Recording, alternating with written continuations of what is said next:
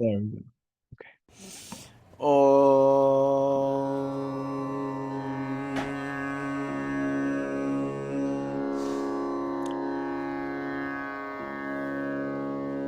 कालकालाय विद्महे कालतीताय धीमहि तन्नो कालभैरव प्रचोदयात् तन्नो कालभैरव प्रचोदयात् ॐ भैया सर्वं रवयति सर्वगो व्यापकोऽखिले इति भैरव शब्दास्य सन्ततो चरणाचिवः ॐ सम्यक् बोधा विचारेण भावनामस्वभावतः लब्धा बुधोदयानन्दं वन्दे संस्थानमात्मनः ॐ शान्ति शान्ति शान्तिः Om, by recognizing Bhairava, who is transcendent to time yet wholly immanent in it, as the awe-inspiring, all-pervading sound and light in all things as all things, one verily becomes Bhairava.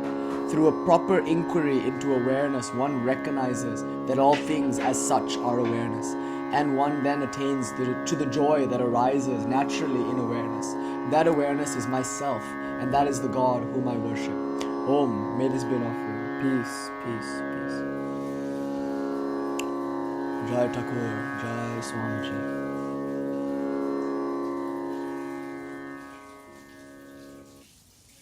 Jai Ma. So, Vijñāna-Bhairava Tantra.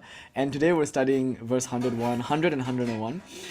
And we have to look at the 12 Kalis. That's the very exciting part about today's lecture, because it's pretty subtle stuff, I think, because we've thus far been discussing the Tantrik self. Like, what exactly is the self, and how does it contrast and compare to the other traditions around the Tantric tradition that have an understanding of the self? So, of course, we have to talk about Buddhism primarily, because they reject wholesale the presence of the self.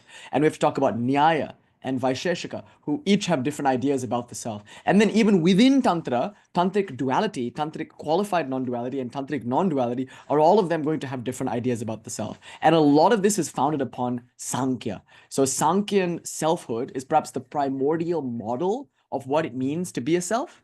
And this is an important discussion.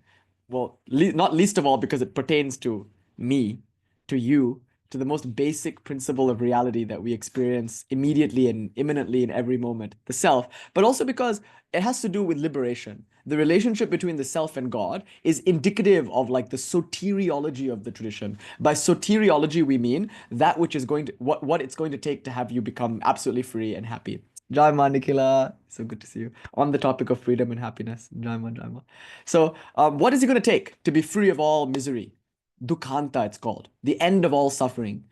Atyantika dukkha nivritti, the supreme categorical end of all suffering. What does it mean to attain shantam atyantikam apnoti? What does it mean to attain that atyantika, that supreme, superlative, shanti, peace? So it's not just a matter about of ending suffering, it's also a matter about attaining something, some joy, some peace, some blessedness, some meaning. What does that actually look like? Does it look like recognizing what was always there? Or does it look like acquiring something new? Does it look like entering into a heaven realm in which we cavort with some supreme principle like Shiva or Vishnu? All of that depends on our idea of what we think God is and our idea on what we think the self is. So you'll see the soteriology of the Vijñāna-Bhairava Tantra rests upon its metaphysic regarding the absolute nature of the self, known as the Pashu, or otherwise known as the Jiva, or the Anu, to be actually more technically appropriate here, because the word Anu is the word of choice in this non-dual tradition. Shiva, Shakti, Anu.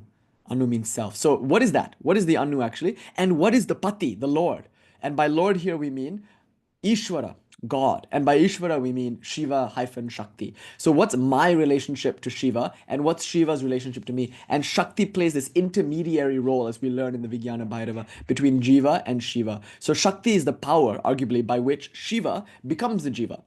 As we learned in the Paramartha Sara class, Shiva eva grihitva pashu bhavaha. Lord Shiva alone becomes the pashu. So in one sense, it's just asserted, like from the very beginning, that the Jiva is Shiva. But with Sankocha. So the Jiva is a contraction of Lord Shiva around a particular body and mind, and it's Shakti that allows him to do this. So then we learned about Maya. In the Paramartha Sara, we learned that Maya is a goddess.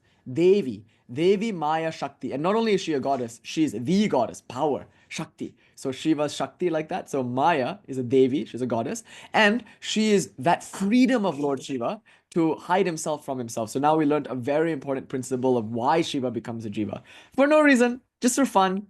You know, my guru gave a funny metaphor yesterday. He's like, we're all in a play, but we forgot and we took it too far. We like took ourselves too seriously. So he said in the play, a person's role was to like punch somebody else. Now it was all choreographed. So you're supposed to like just punch, but not actually hurt your playmate, I guess, the person who you're in a play with, like playmate. So you're not actually supposed to hurt your playmate, your colleague. You're just supposed to act as if you're gonna, how dare you say this about me? Like, just like, I don't know, make a thing, right? But then you identified with your role a bit too hard.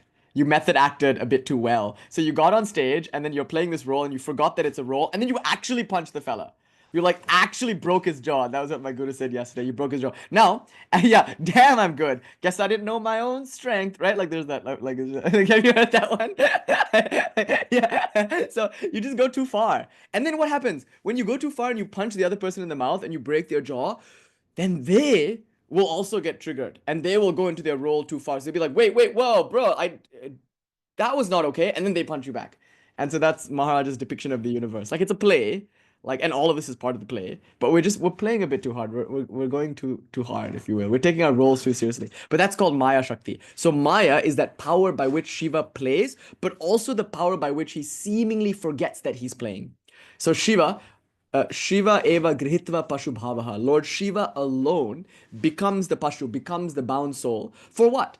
For fun. So the word swatantriya is very important. Out of freedom, Shiva does this. Not out of lack, not out of actually forgetting. It's not like God is actually going to sleep and then actually dreaming unconsciously this entire universe. Imagine if God wakes up from all of this and is like, whoa, that was a doozy. It must have been the burrito I had last night or something. You know, like that changes the meaning of the world. It's God's unconscious projection. And you can say God's subconscious is pretty fucked up, actually, then, if this is God's subconscious projection. But, like, that's not what we're saying. We're not saying that Vishnu is sleeping and we're all in Vishnu's dream. That would mean God is unconsciously projecting all of this. Also, we're not saying that God somehow is deficient such that she needs this, you know, she needs devotees or she needs to play or this is some work that she has something to get out of. You know, there's nothing to gain out of this, nothing to lose out of this. It's an incomprehensible act. Hence the word durgata sampadanam. It's the inconceivable. Why would the unlimited being want to do this? The answer is just why not? Right? Why wouldn't the unlimited being want to play at being limited? In the innumerable, infinite plays of the divine being, in the inexhaustible Leela, surely one or two Leelas could be like this, no? One Leela in which he plays at being bound. So it's just given. It's a given. It's a kind of theological axiomatic point that Lord Shiva is free by virtue of being God, unlimited, has nothing to gain, has nothing to lose, and yet through that freedom, for no other reason desires to play this role of being a Pashu. So Maya is therefore Lord Shiva's own freedom. So he doesn't fall from grace. He doesn't forget. He doesn't unconsciously project a world. He's not deluded by his own Maya. He voluntarily and freely projects a world and projects himself into it as a bound soul, Pashu. So Shiva eva grihitva pashu bhava. That's the first principle.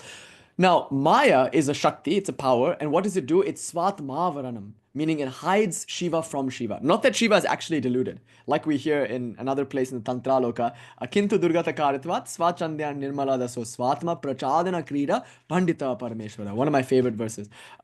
Some of these verses I've really kept with me, and this one I particularly like. It's very instructive. Lord Shiva, he's a Pandit. He's skilled, he's smart, he's clever. What is he clever at doing? Hiding himself from himself in a spirit of play. But the verse qualifies this without ever once losing his freedom. So there's no point at which consciousness is actually obscured, even if it thinks that it is. And part of thinking that it is part of the fun. So Lord Shiva, in his own freedom, becomes a bound soul and opts into all the bondages of that soul, which is the feeling of I am a limited body, I am a limited mind. And with that comes all the jealousy, all the fear, all the anxiety, all the craving, all the desiring, all the self-hatred, the hatred of others, like all the whole mess of it.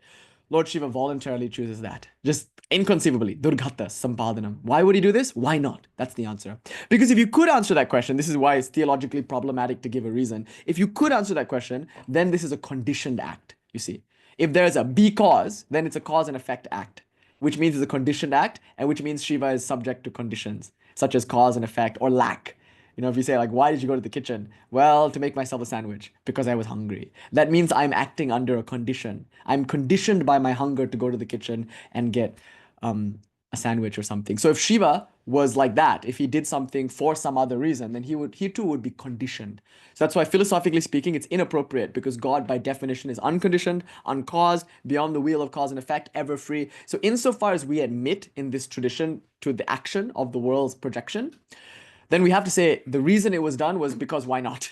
There could be no reason beyond that. It's just for fun. So therefore you get the idea of play, lila, because play is something you do for its own sake without necessarily needing a reward or fearing punishment. So Shiva, playfully as it were, contracts. So the mechanism by which Shiva becomes Jiva is called Maya. And that directionality of Maya, you can say, is avidya Maya, the Maya of contraction, which in this tradition is given the word sankocha, contraction. Now, that same Maya, which allows Shiva to become a Jiva, then can work the other way too.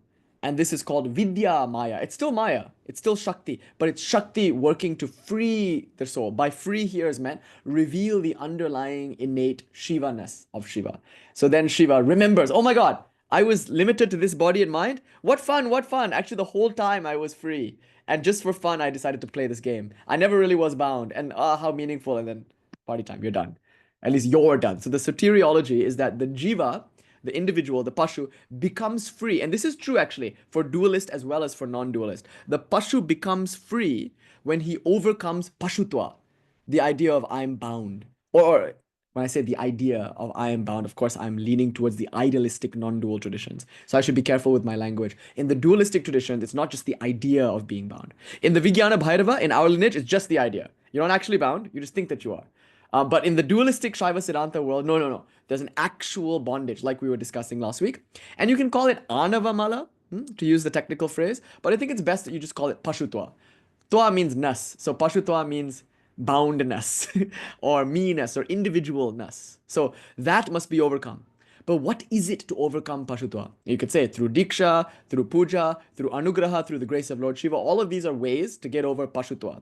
But it's synonymous with recognizing shivatva. So that's true of the dualistic traditions too. Like even dualistic Shaivism,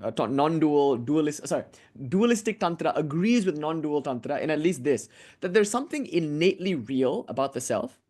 Like all Shaivas will agree with that. And there's something innately Shiva about the self, which somehow gets covered up through the malas, particularly this Pashutva mala. And then when that soul removes the mala, whether idealistically or actually, then that soul, even in tantric duality, realizes, oh my God, I am one with Shiva. I am Shiva, in a sense. So in dualism, of course, Shiva is also still Shiva, but you become like Shiva. You attain Shivatva, Shiva-ness. In this tradition, in the Vijñāna-Bhairava, it's a much more dramatic statement. No, you are Shiva. You're not like Shiva. You're not with Shiva. You are Shiva, through and through. Right now, you're Shiva. Before this, you are Shiva. After this, you'll be Shiva. And that's all that it takes to be free. So soteriologically, the reason we're bound is because of Lord Shiva's spontaneous freedom and his desire to play. We might think some game.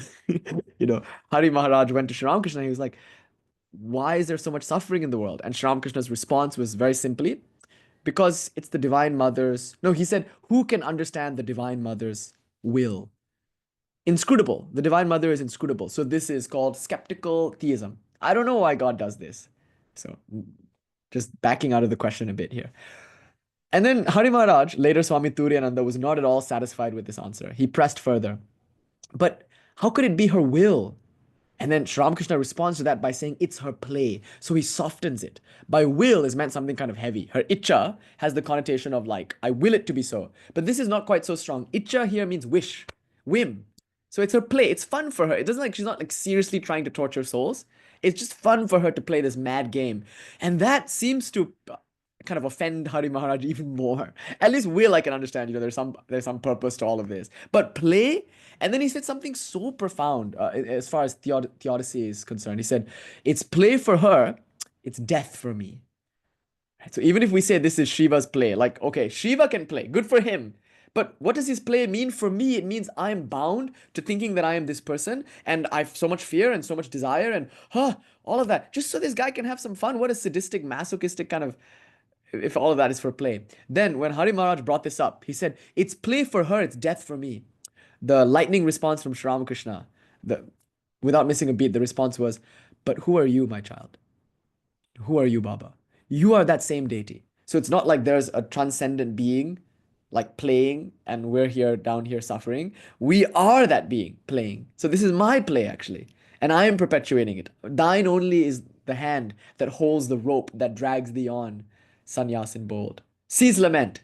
Say Om Tat Sat. Let go thy hold, sannyas in bold. Say Om Tat Sat Om. That's from Vivekananda's poem, Song of the Sannyas. So you're holding the rope. That's what he's telling us. He's saying, thine only is the hand that holds the rope. See, just like verse 15 from the Paramarthasara. Maya Shakti is my own freedom. By my own freedom, I bind myself, using my language, using my concepts about the world. So I'm holding the rope and I'm yanking my own rope and pulling myself this way, pulling myself that way. So that's the claim that we're making. That just as easily as I've gotten bound, and I wanted to be bound, just that easily and maybe even more easily I can let go. I just have to let go and say, Om Tat Sat Om. I am that infinite Brahman. Not this body, not this mind. I am all bodies, all minds, like that. So the soteriology of the soul is that once you recognize your Shivatva, you're already free. And until you recognize the Shivatva, you're also already free. It's just that we don't yet know it. So the purpose of getting together now is not freedom. Freedom is a given, right? Like the Vijñāna-Bhairava Tantra and the tradition which it references, it already like affirms your freedom from the very beginning. We're free. We're free now. So then why do this? Why do all of these pujas and chant mantras? Why do Anava-upaya, Shakta-upaya, Shambhava-upaya? Why all these modalities presented? After all, you know what's interesting? In many direct path traditions, they don't present modalities. They just give lecture after lecture after lecture, and that's it. You're just supposed to come to the lecture, hear that you're free, hear that you're Brahman, and you're done. No rituals. They're actually kind of scared of rituals. There was a Swami, he made a funny joke. There was a nun and this monk. It sounds like a setup to a dirty joke or something. There was a monk, there was a nun, and we were all in the desert. Now it really sounds like anyway. So then we're talking about puja.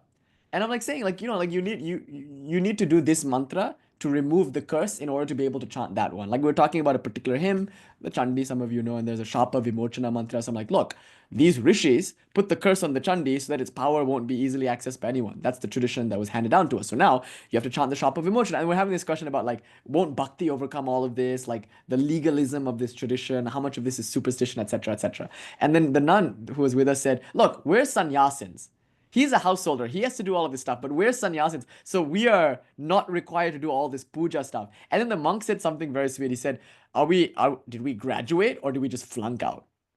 That was his point, He was like, what? Like, are we absolved from this because we don't need it? Or are we not able to do it? Therefore, we're saying we don't need it. So I'm afraid that some traditions, the reason they don't like puja or hatha yoga or spiritual practice is because the teacher of that tradition doesn't know how to teach those modalities. And because they don't know how to teach those modalities, they dismiss them entirely. And they say, all you need is just to hear the right teaching at the right time. That's not wrong, but it's not that helpful. For the vast majority of cases, at best, you'll get like an Advaita thrill. You'll get this sense of like, oh my God, the clarity, like, oh yeah, you're right. From what you've pointed out, in the course of our Q&A, in the course of our discussion, you're right. You're right. I am spacious awareness. And then that goes away like I joke when you get to the parking lot, So it's not enough. It can be for some people. Assuredly, it can be enough. But usually some other modalities are required too. But what are they for? Remember, Abhinavagupta has already said that you're free. Why then does he spend so much time from chapters like 3 onwards, all the way to chapter 37 in the Tantra Loka, painstakingly detailing rituals? Some of them are funeral rituals even. Some of them are initiation rituals. What's the purpose of diksha, ritual initiation, ritual consecration? Like, for instance, if you want to become a teacher, you'll have to be consecrated. There's a diksha. For those of you who are teaching, you're preparing for another diksha actually. The diksha of becoming a teacher in the tradition. It's called the Acharya Abhishekam. It's another ritual. It's another kind of diksha. What's that for then? If you're already free, don't you have the authority to teach? You as Shiva should be able to teach. Why then do you need to go through this like special initiation ceremony to become a teacher? There's like 4 levels of this. You become an apprentice. One ritual, you become a putraka, which means the guru's son or daughter or child, apprentice. Now you're part of the guru's family in a very formal way, putraka. Then there's the sadhaka initiation, where you've been recognized by the tradition as an adept. You're now a tantric adept, which gives you access to certain rights. Like, so stuff like that, in the Tantra Loka is listed. Then there's the acharya.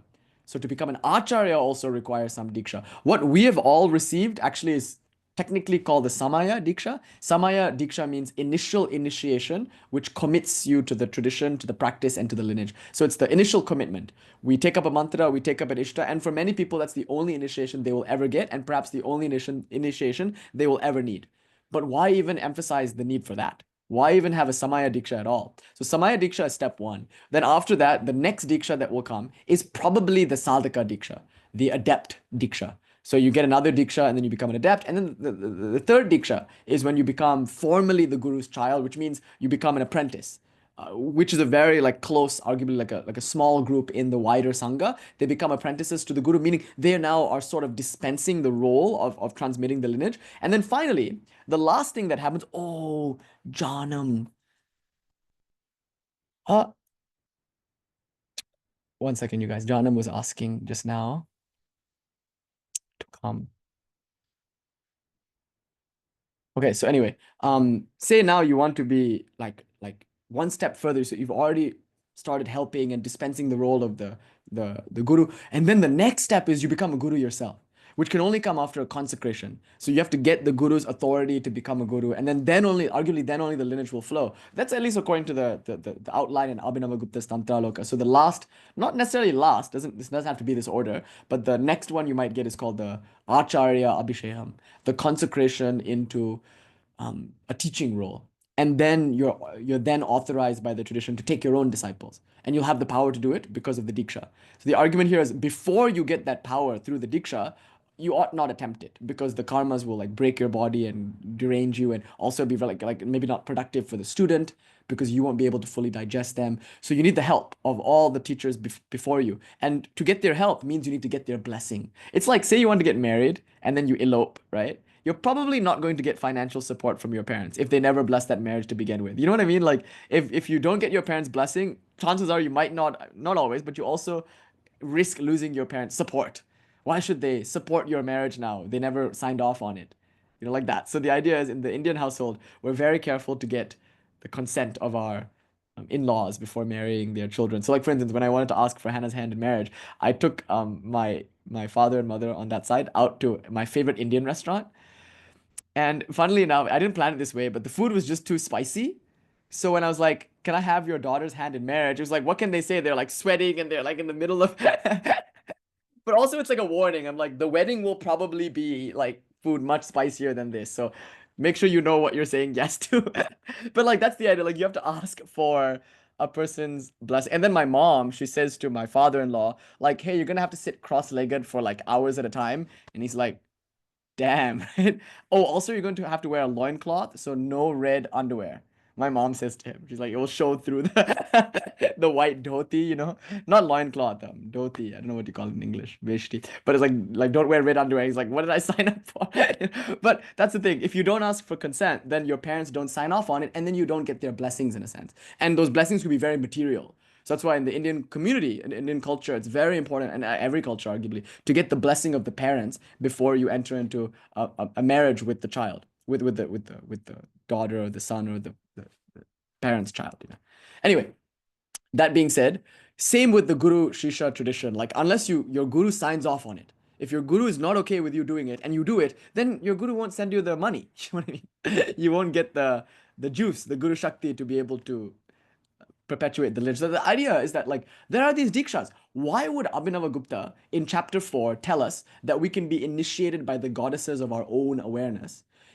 And then in chapters 3, and arguably chapters 5 onwards, present all these very elaborate, some of them incredibly elaborate ritual techniques, and many of them elaborate visualization techniques. Why all these methods? Why all these modalities? You see, because we're not here to become free. We already are free, but we do need to recognize that we are. So hence the word pratyabhigya is the operative word here. We have to recognize, access, and enjoy that freedom which is actually already always ours. That's where spiritual practice comes in. So the dikshas, the consecrations, abhishekams, the pujas, the practices, all of those are so important, but not to give you anything that you don't already have. This is where the non-dual tradition departs from the dual tradition. In the tantric dualistic tradition, no, you don't have it yet and you do this to get it. But even then, that's not quite true actually, because even tantric duality says, no, you have it, but you have to remove an actual obstruction to it. So I think across the board, all the tantric traditions, even the most dualistic, will say, no, you're already innately divine.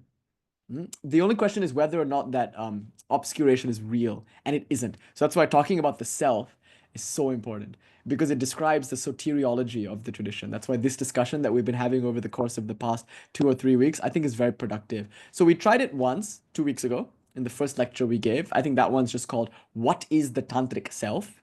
Then we took a second pass at it, swing number 2, if you will, at the topic last week. And I think that class was called 5 Steps to Enlightenment or something, where we talked about the 5 realizations that you have sequentially, which is presented in Vijñāna-Bhairava Tantra, verse 100.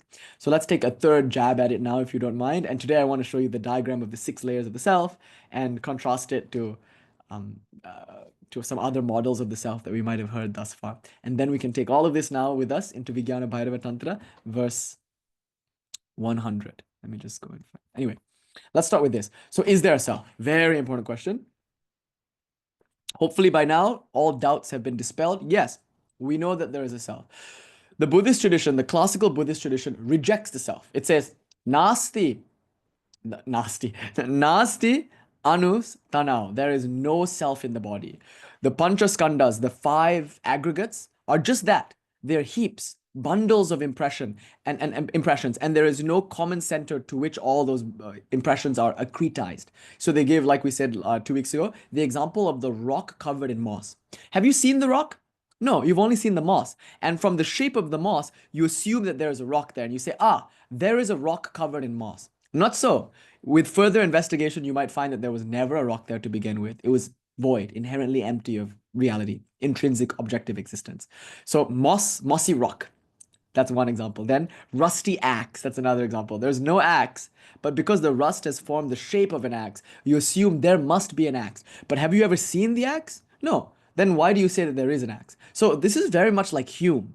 So much later in the West, there was a kind of radical skepticism that Hume would begin, inductive skepticism. So he would ask, how do you know the sun is going to rise tomorrow? It's actually a fallacy. Because the sun has risen every single day thus far in my life, I therefore have reason to believe that it's going to rise tomorrow. But that's ridiculous, actually. Just because it's risen every single day prior to this moment doesn't actually mean that it's going to rise tomorrow. You know, like, so it's called inductive fallacy. Just because something has happened many times doesn't in and of itself guarantee that it's going to happen again. It's just the mind is a pattern-seeking machine. And where it sees patterns, it projects patterns. So because it thinks there was a pattern in the past, it projects that there must be a pattern also in the future. This is actually one of the reasons behind a lot of our psychological problems in life. It's projection. We see someone and they remind us of some kind of pattern, triggers a pattern in us, which then triggers the way that we react to them, and then that triggers a pattern in them, etc. But these patterns don't necessarily need to perpetuate. It's our projection of patterning that causes them to perpetuate. So the argument from Hume here is that, like, we have no real reason to believe the sun will rise tomorrow. We just think that it will. We expect that it will. And when it does, we're even more confirmed in our delusion. See, it's risen every day for the past, like, however many years. And now yet another day has proven my point.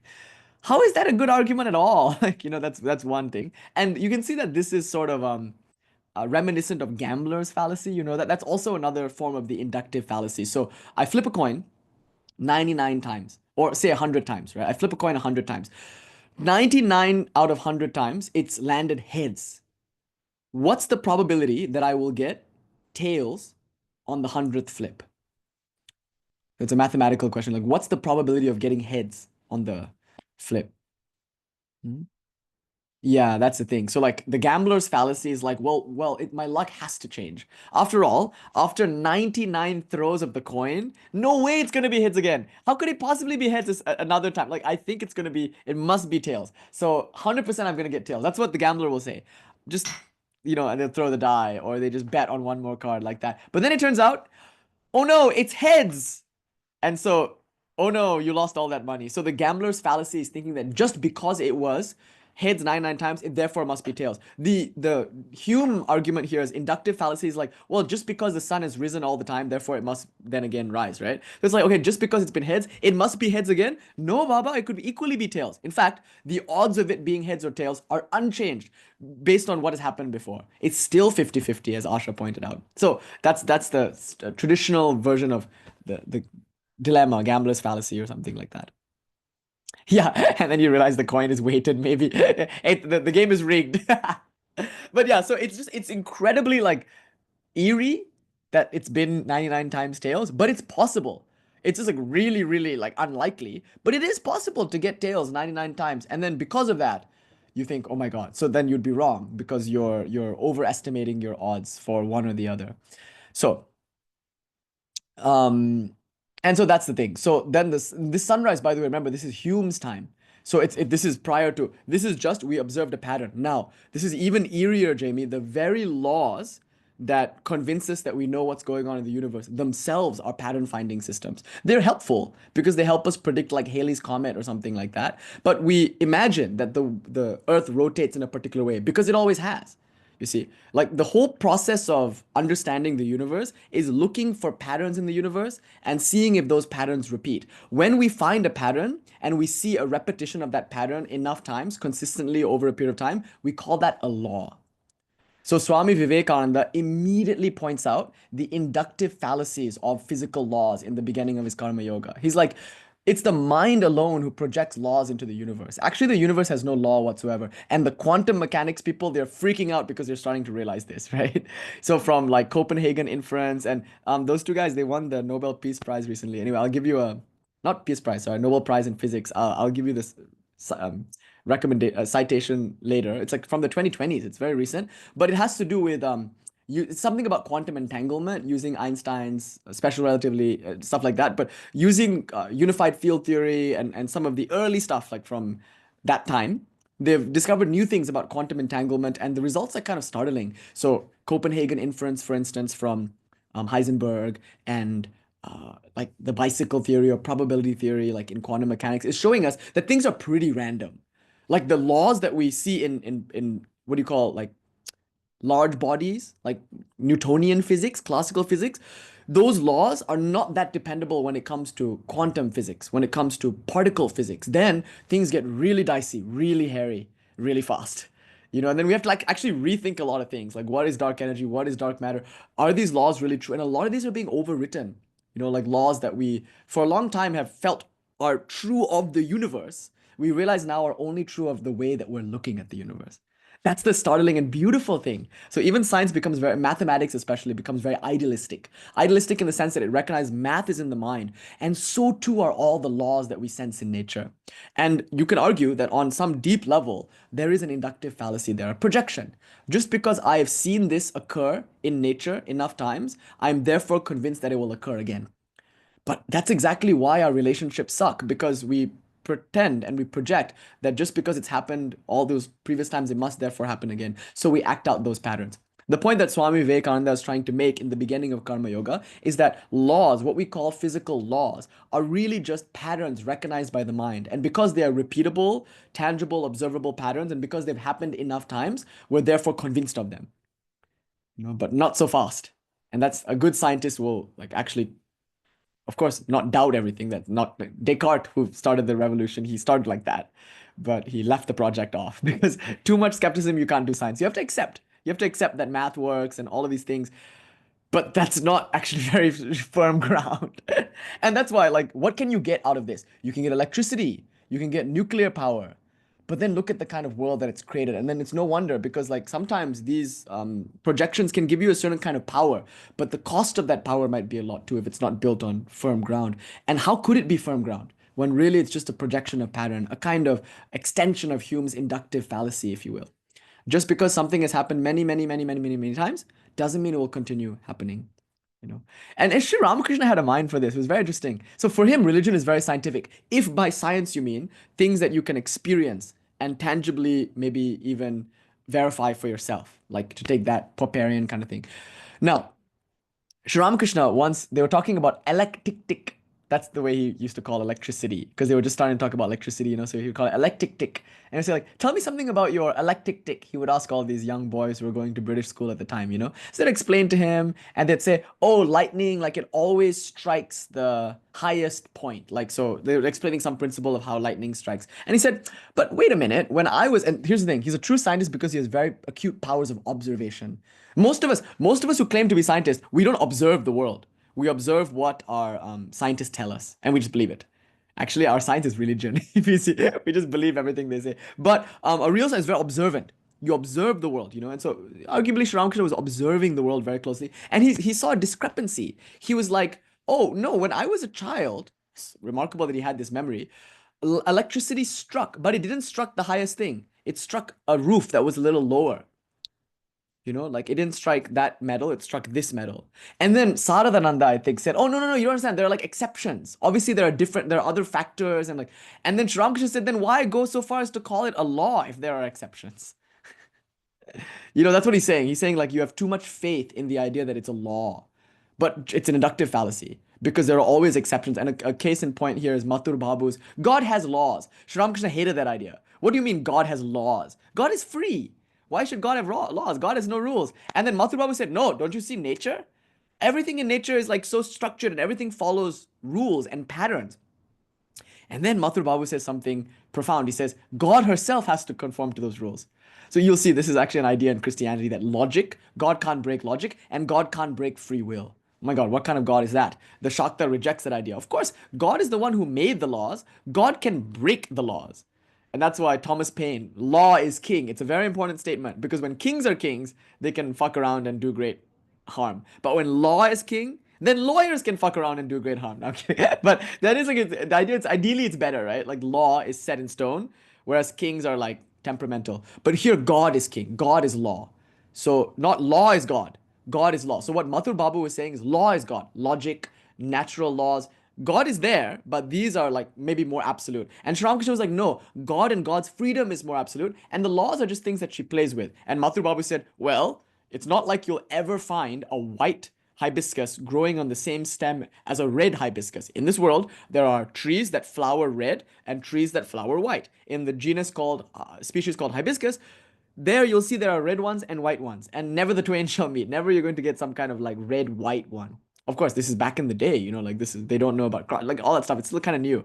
So then Sri Ramakrishna, he's like, oh yeah, well that's not a bad argument. But then he goes out into nature. This is a very remarkable thing. He's like a Da Vinci type. He goes out into nature and he's plucking flowers to the puja and he's like looking, trying to verify the claim.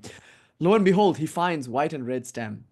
Now, at that time, people said this was a miracle that Sri Ramakrishna performed. If you're religiously inclined, you'll say, somebody said it wasn't possible. Sri Ramakrishna, like Jesus, showed you that it was possible. Wine out of water. He did it. So it's a miracle. Sri Ramakrishna. But now, we can explain that. And Ramakrishna didn't mean to do a miracle. Like, he just brought this back and humbled the scientific hubris of Mathur Babu at that time. We have the same. They laughed at... what's that guy who discovered bacteria? Petri dishes, starts with L. Spontaneous generation debunked.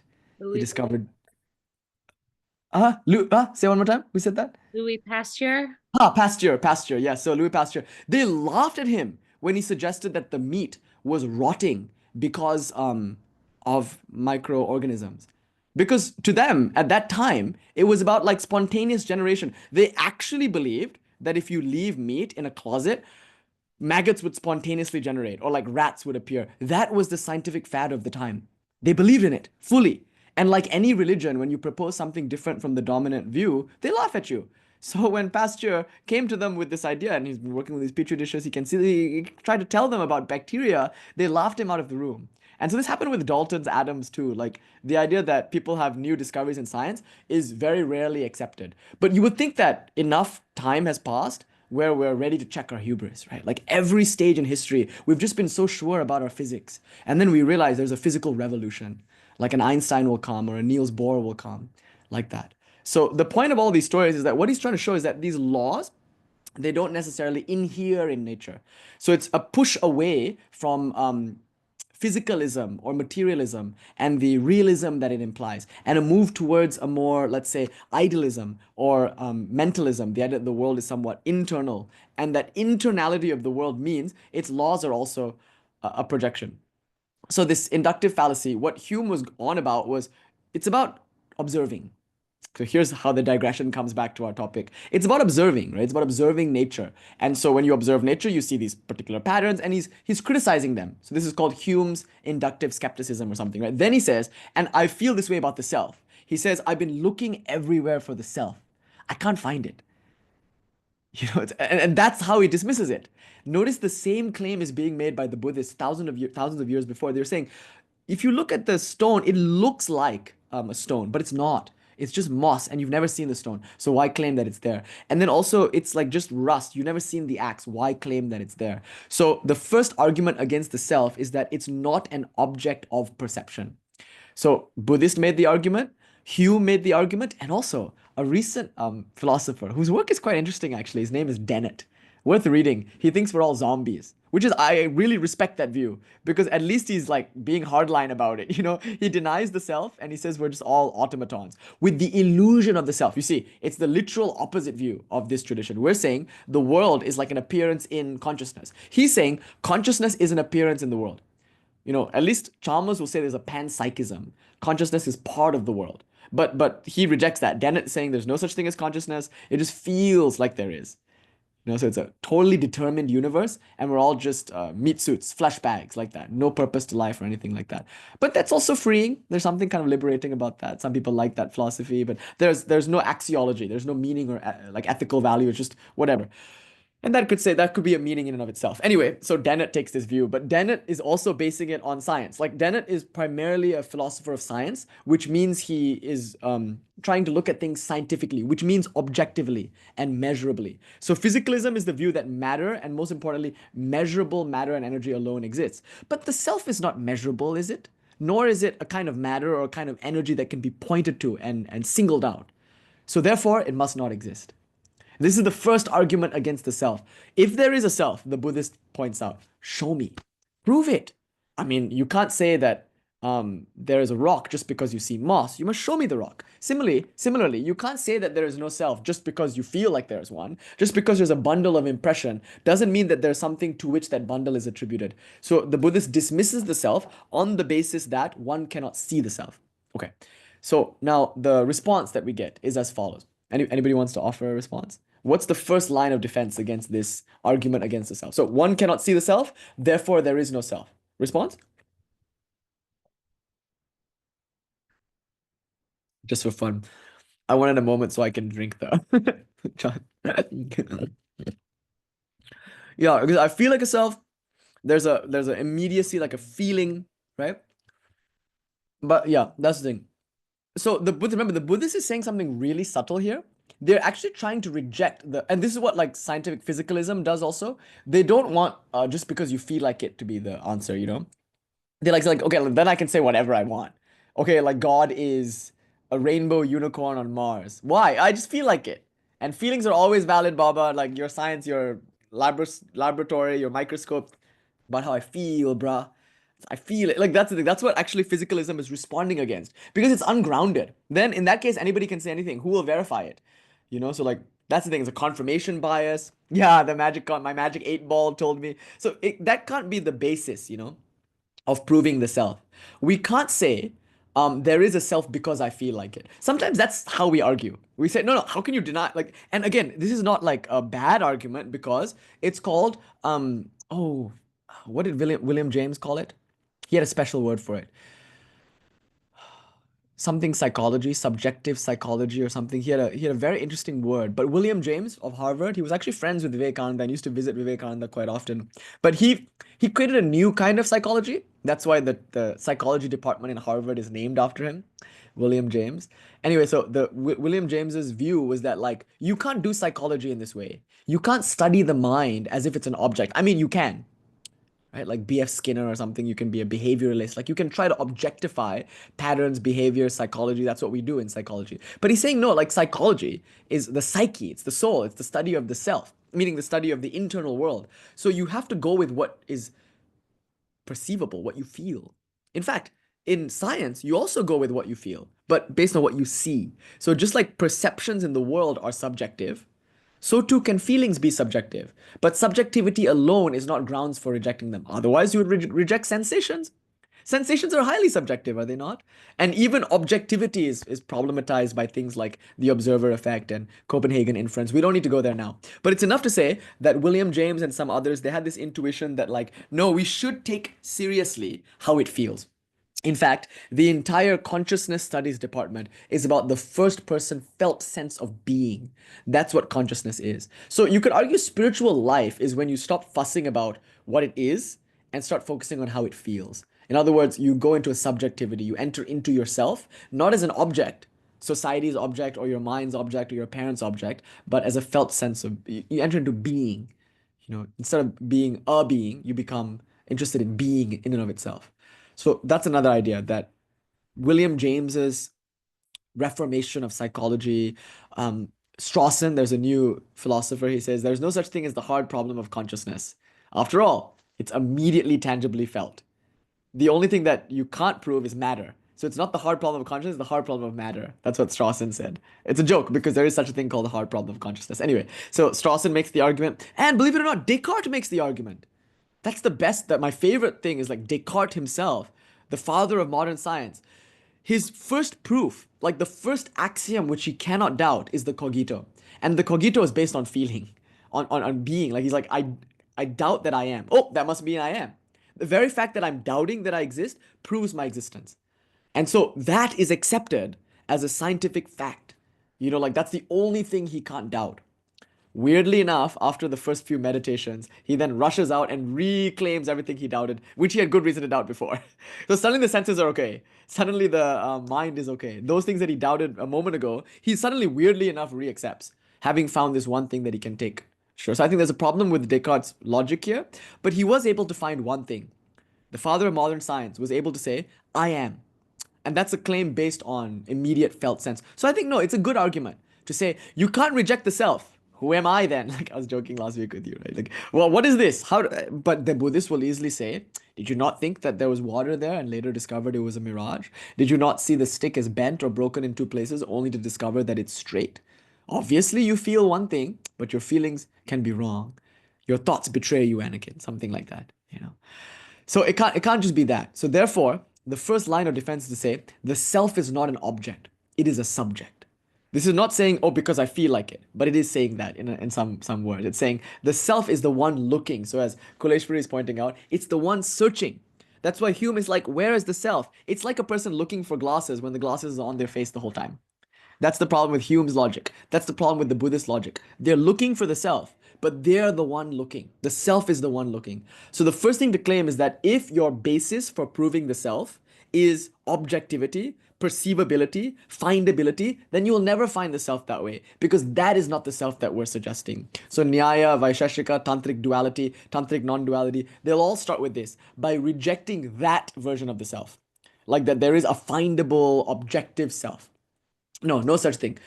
The self is the subject. It cannot be found. It is the one looking. That's one thing. Then the next claim the Buddhists will make is, no, but we have discovered that there is no self. Then this is the more subtler argument which we explored 2 weeks ago and also last week. Netito mama udrekat akshara upparati bodhataha swape nirbhogataha bodhe bodhrivat asti asti anastanao. Therefore, there must be a self in the body. So the Sanskrit here says, netito. So the first claim that we get is, who is the one who realized there is no self? Again, something similar to what we said before. But the moment you reject the self, you have already affirmed the self. This is something like what Descartes is suggesting, except here, much more complex and sophisticated logical tools are being used. Namely, what is called pratiyogin in Indian logic. So Indian logic is, of course, very technical because it's developed over thousands of years between Buddhists and Advaita Vedantins. It's a kind of mathematical language. It's called Navya Nyaya. It makes Aristotelian syllogisms look like child's play. It's very complex. But one principle of Navya Nyaya is that it's called the pratiyogin, which means counter-positive or counterfactual. The moment you negate something, you also actually assert its opposite. There's a logical proof that they can make from this. But we don't really need to go into those logical details. But that's the argument. So the argument is not, I feel like it. The argument is, the self as we define it is a subject, not an object. Therefore, it cannot be found and proved the way that other things are found and proved. But more importantly, if you claim there is no self, that itself affirms the self. As Descartes pointed out, to doubt the self is to be the self. But this is something even subtler. To negate means there is a referent for that negation. And so netito, because there is a referent for negation, even the act of negating the self proves the self. So that's the first claim. The second claim is mama udrekat. This is a subjectivist claim. Like, okay, well, how then can I say that everything was continuous? if it's just a heap of sensations, a bundle of impressions, why is there a felt sense of continuity when the bundle is changing so much? If really it's just a bundle with no self-referentiality, there shouldn't be a sense of continuity as there is with the bundle. Maybe you could say cause and effect, like chain, but the body of the 4-year-old is very different from the body of the 40-year-old, yet I recognize myself in both bodies. And the body of a child, the mind of a child is very hopefully different from the mind of a 40-year-old, and yet I recognize myself as being the same person in that baby photo of me. How? The body's different, the mind is different, yet I'm the same. That doesn't make any sense. I should feel like fundamentally different. I should be a different person. And physically I am. Psychologically I am. In terms of the bundle of impressions, I am totally different. Like the ship of Theseus. And yet, although all my physical particles have been changed out, although all my thoughts have been swapped out with new ones, I still feel like the same person who was in that baby photo.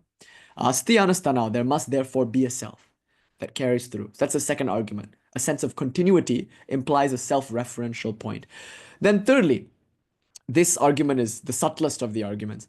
Akshara uparati bodhataha. Because I perceive, even in the absence of all perception, I therefore am. So when you're not seeing, not smelling, not tasting, not hearing, not touching, when you're not thinking, when you're not reflecting, do I exist? When all of that is gone, what remains? You do. The Buddha remains, arguably. That's the self, bodha itself, awareness. So that awareness does not depend on perceptions, thoughts, and emotions. So the Buddhist argument is there are two bales of hay. When this one falls, this one will fall. That's the argument. The two bales of hay cannot stand without the other. So if no perceptions, meaning no thoughts, no emotions, no sensations, no self. That's how it works. So try. Drop all thoughts, drop all sensations, drop all perceptions. In other words, enter a deep meditative state and see you're still there. Tada drashtu swarupe avasthanam. So the yogi says, in nirvikalpa samadhi, when the mind is obliterated, and when the mind is gone, what to say of the body? When the body is gone, what to say of the world? The world depends on the body depends on the mind, at least in terms of experience, in terms of phenomenology. Phenomenologically speaking, when you're there in the absence of all sensation, and yet you still feel like you're there, it must mean that you're there. So of course the test case here is deep sleep. Swape nirbhogataha. So like when you're deeply sleeping, you don't experience anything. And yet, bodhe bodhrivat, you know that upon waking. So you, like we were discussing last week, you don't do a kind of deduction based on time. You're not like, oh, I went to bed at 8, now it's 3, so therefore that 8 hours must have elapsed, 7 hours must have elapsed or something in between now and then I must have been deeply sleeping. You don't necessarily do that. You could, no doubt. But usually you just intuit. You just intuit the fact that you slept deeply. You know that you slept dreamlessly. People say that, I had no dreams. They don't say I had dreams, but I forgot them. They do. There's also that experience. But there's distinct from that, the unique claim that I had no dreams. I slept like a log. I knew nothing. I knew that though. So therefore, there I am. So we've established that there is a self. That was the point of last week's class and the class before that. There is a self. That's the first step. And then the second step is, now what is it? You can't ask what is the self. You shouldn't take it for granted because many people reject it. So once you accept the self, you become an astika. Astika means one who accepts, right? Like that differentiates you from the Jains and the Buddhist. Philosophically speaking, the Jains and the Buddhists are nastikas. They deny the self and they deny God. And there are good reasons for doing so. They're wonderful, profound philosophies that also work to achieve liberation. But their soteriology is different based on their conception of the self and God. So here, once you say there is a self, and you assent to the self, you become an astika. Philosophically speaking, now we can start talking Nyaya, Vaisheshika, Yoga, Sankhya. These are all astika philosophies, meaning they all accept the self. They don't all accept God though. Sankhya is non-theistic. And so that's the thing. Like you can accept the self without accepting God. That's an important point. So astika generally has the connotation of accepting both the self and God. God is a special kind of self. Like you can say that, but it doesn't have to mean that. Like Sankhyans are astikas in that they accept the self, but they're nastikas in that they reject God. They don't have any reason to believe there's such a thing, or philosophically you can't really argue for such a thing. Okay, anyway, so having said that, now that we have a self, the next question to ask is, what kind of self? What is it? That was the second part of our project, if you'll recall. So the Nyayas, the Vaisheshikas, they all have their own unique claims. Let's look at the Shaiva Siddhanta claim. So they say in Shaiva Siddhanta, the self is anya, it's other to the sense organ, specifically the antakarana. So the self is not the mind. It's a huge claim. What the Buddhist might be rejecting here is the mind and the mind-born self, which otherwise we might call the ego. This is the thing. The Buddhists say, no self, no self, no self. And the Hindus say, self, self, self. And they seem like they're fighting, but they're not.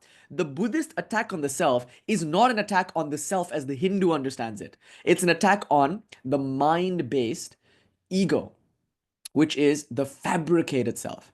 And that self is not you. And even the Shaiva dualist will say that. So in the third verse of our Shiva Jnana Bodha, we were studying it, we get the word anya, mantre bhupavat. So we get a metaphor here.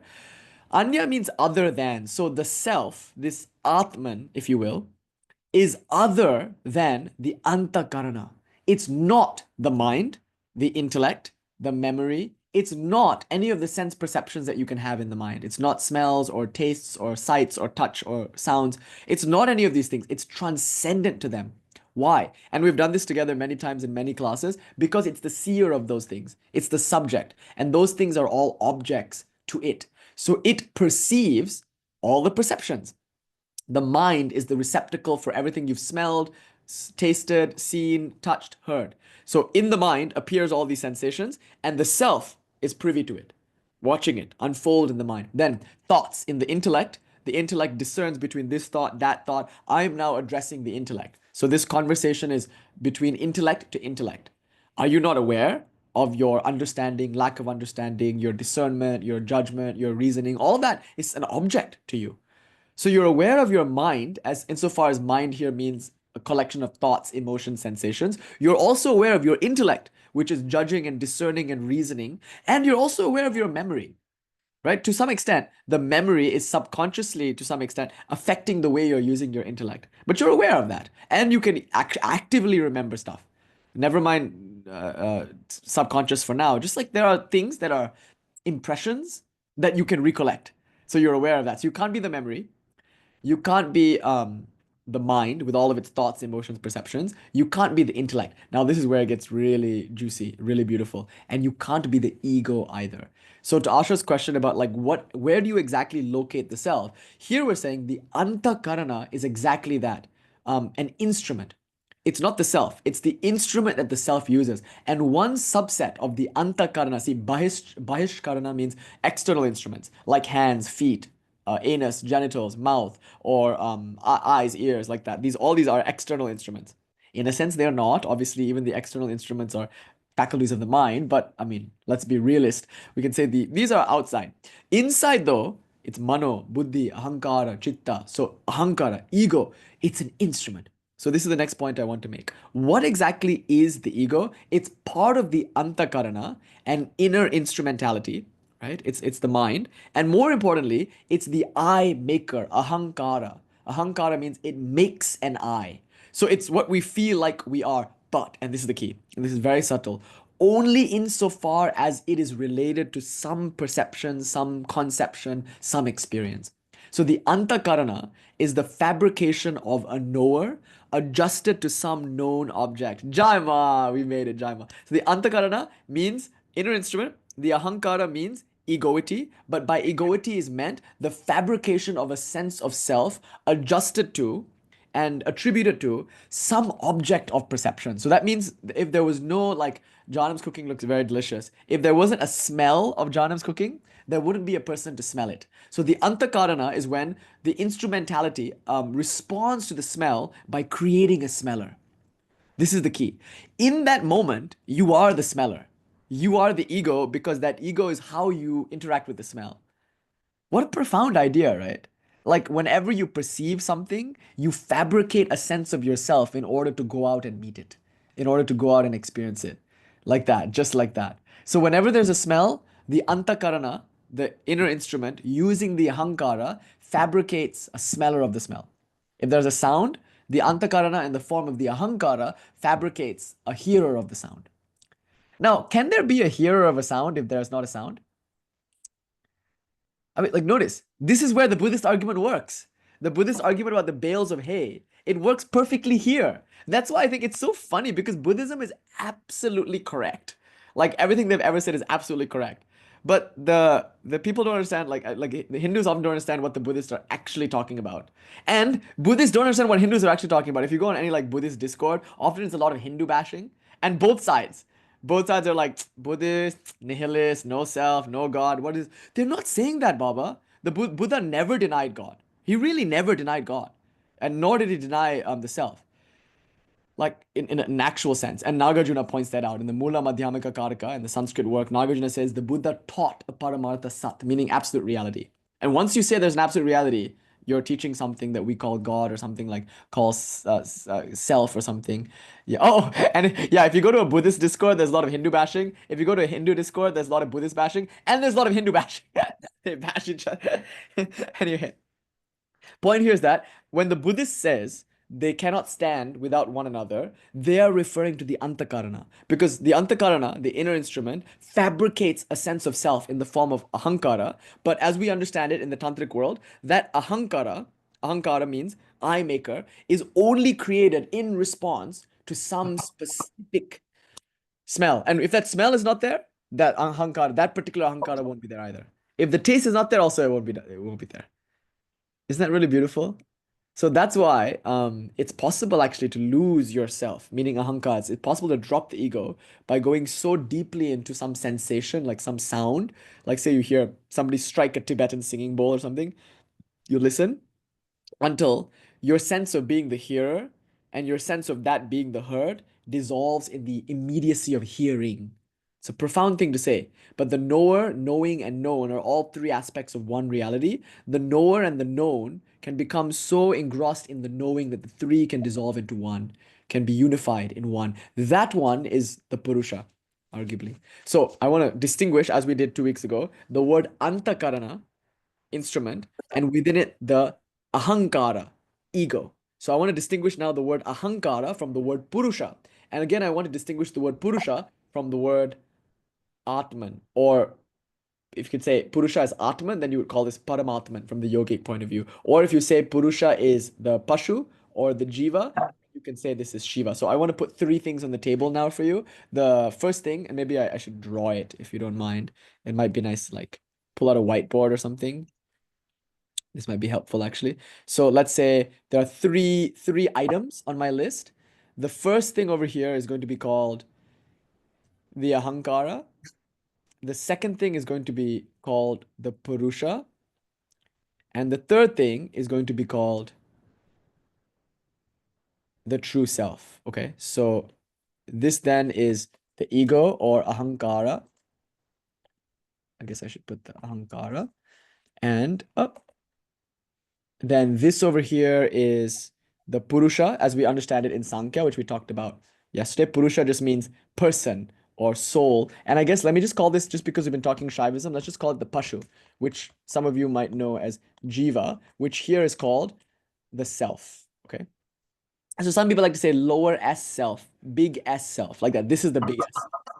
But then there's an even bigger self, which is remarkable. So then there's this Pati. Pati means something like God, but it also, in one sense, means true self or real self or deep self or something like. So there's this self. Now, in one sense, this is called Atman, and in another sense, this can be called Paramatman, right?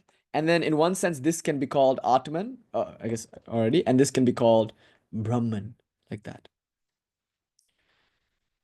Okay, what's their relationship?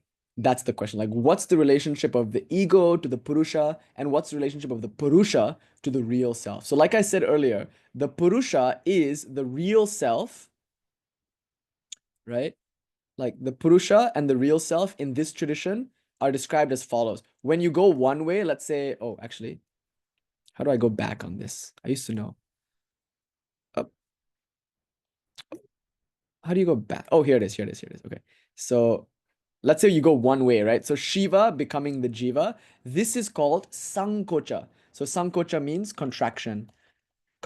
So this is like Paramarthasara, like Paramarthasara verse 15, right? Like Devi Maya Shakti is the Swatantriya, the power and freedom of the Lord to contract.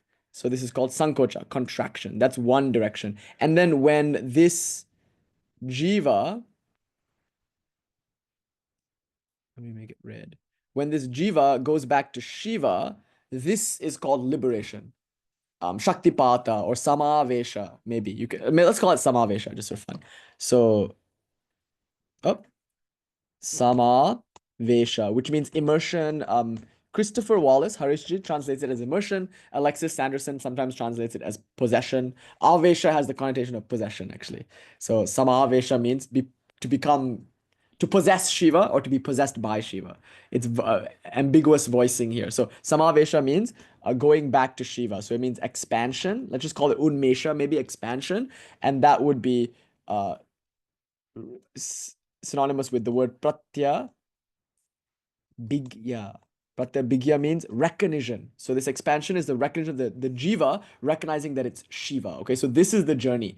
Shiva becomes the jiva. Shiva eva grihitva pashu bhavaha. And the individual recognizes that it's Shiva. And now in the Shaiva Siddhanta, the whole process is about removing malas. So there is, according to the Shaiva Siddhanta, like something between these two, right? Like that makes this individual unaware of its true nature. And this thing is called mala, meaning impurity. And it's described as like a chakshu patala, meaning a kind of film in the eye. So there's like a cataract in the eye. So this line over here, it forces this divide. The Atman and the Paramatman become divided because of this actual thing called mala. Mala. Another word for mala is pashutva. Pashu meaning bound soul, pashutva, which means boundness or the actuality of being contracted. So this is the mala. Now, how do you remove it? Only through Shiva's grace. So you have to live your life, and through birth after birth after birth, by Lord Shiva's grace, your karmas will fructify or mature. That's the idea why Lord Shiva creates and hosts the world. And in the world, souls are born again and again and again with new bodies from one cycle to another. And they live their lives and they go through all their karmas. And one by one, their karmas become ripened and matured. And then when all the karmas are quite ripe, then Shiva can come in with the surgeon scalpel. Trambakam yajamahe sugandhim pushti vardhanam urvarukamiva bandhanan mrityor mukshiyam amritat. So that urvarukamiva bandhanan, like that, just like deftly as if plucking a cucumber from its stem, just like that, Lord Shiva can remove this just as easily as it came. But it's there, right? It's there, and Lord Shiva through grace can remove it. Now here, it's also there, but not really. It's more like a dotted line. And I'm not going to take the time to draw a dotted line here, but it's not really there in the non-dual tradition. But recognition means, I'm Shiva.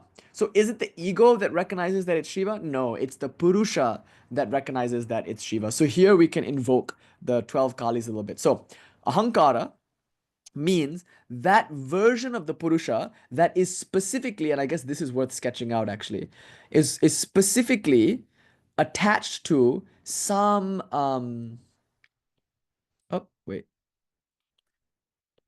some object of perception. So like it could be the taste of tea or the smell of tulips or something.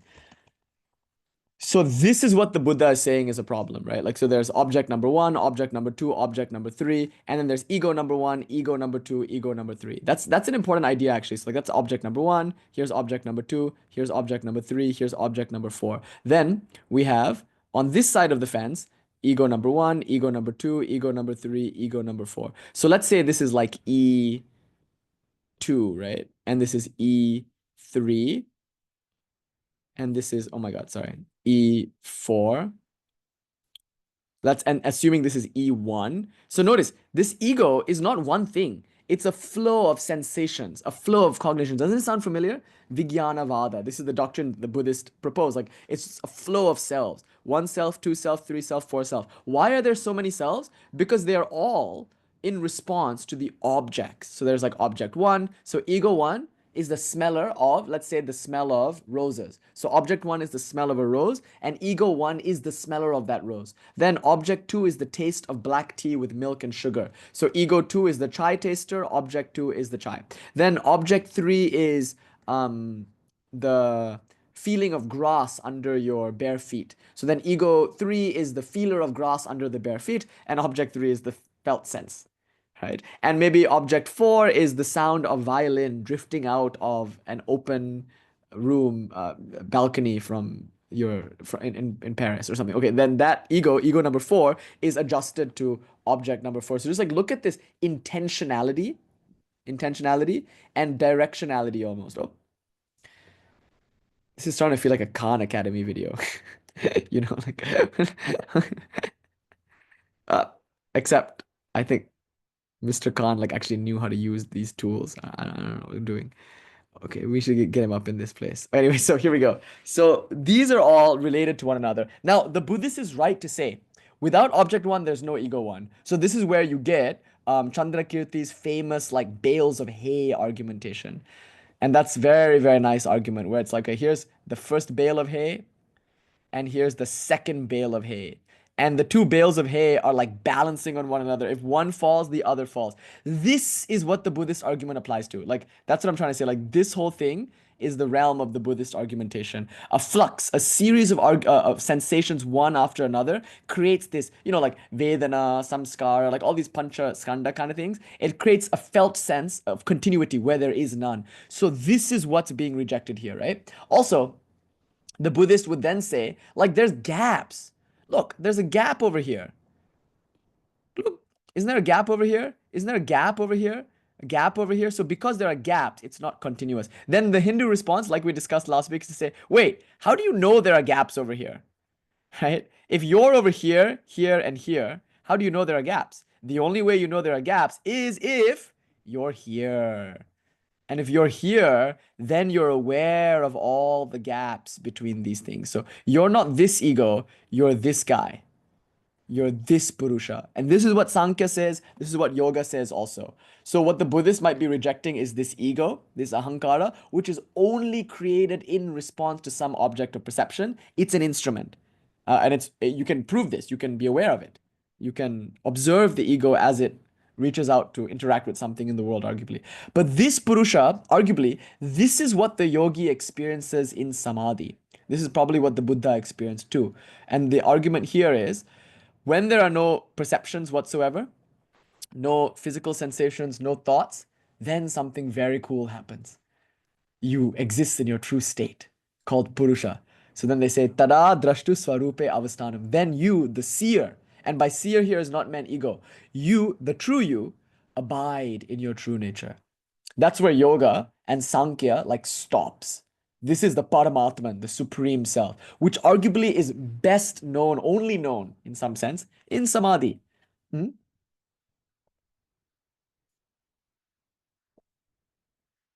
According to one school of thought, until you get to Nirvikalpa Samadhi, we never know what we truly are. We don't actually feel the truth of what we are. We only interact with our ego self. And the Buddhist strategy is brilliant. By consistently pointing out the inherent voidness of that ego self, we're more likely to go into Samadhi, thereby realizing the true self. So through self-effacing actions of service and compassion to all beings, we become less self-obsessed. We stop trying to identify with an object. Essentially, we're objectifying ourselves. When we identify with the ego, we objectify ourselves as the ego. And when we see ourselves as objects, necessarily we're going to suffer. So the Buddhist strategy, arguably the strategy of all devotional spirituality too, is by saying, not my will be done, God, but thou will be done, like that, thy will be done, like that idea. Thou, not me. Naham, tuhu, Sri Ramakrishna would always say. And that wonderful story, the cow, there's no end to the cow suffering because he goes, hamba, hamba. He makes that sound, which means I am. And as long as the fool says I am, poor cow, it's yoked to the bull, it's yoked to the bullock cart. It's forced to draw the bullock cart here and there, and then it's killed, and then its hide is made into leather, which is then beaten mercilessly for drums, and then finally its entrails are made into carding wire, and then finally it goes toohoo, toohoo, toohoo. That means you, and then its suffering stops. Then it's like let loose, So the idea, the joke here is that the suffering comes from obsession, self-obsession, putting ourselves first all the time. So all religions, and Buddhism, it might not be a religion because it doesn't have a theism, but it has a pedagogy. It says, put others first. Live a life of service.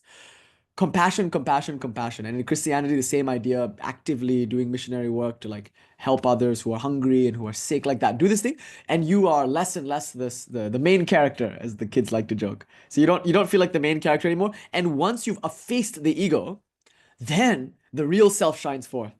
Then you realize, I never was this object after all. So the idea is you grind down this false object, which is obscuring the real object, and then the real subject, and then the real subject shines forth. Right now it's obscured. So that's one way.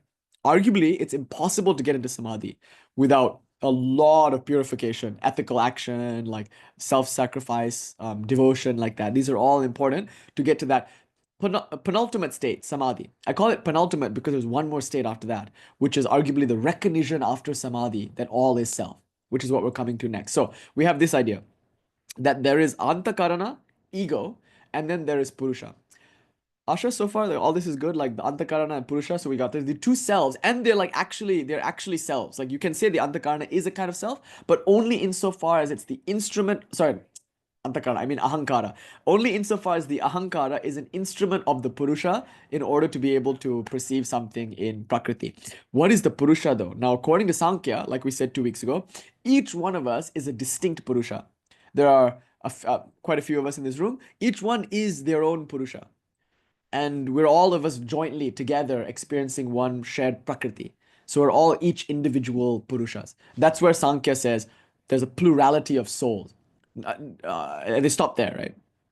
And so too does yoga. Yoga also says this. Nyaya says this. Vaisheshika says this. Now, Advaita Vedanta, so this is the next step, then says, oh, wait, sorry, I made a mistake. There's one more thing we have to realize.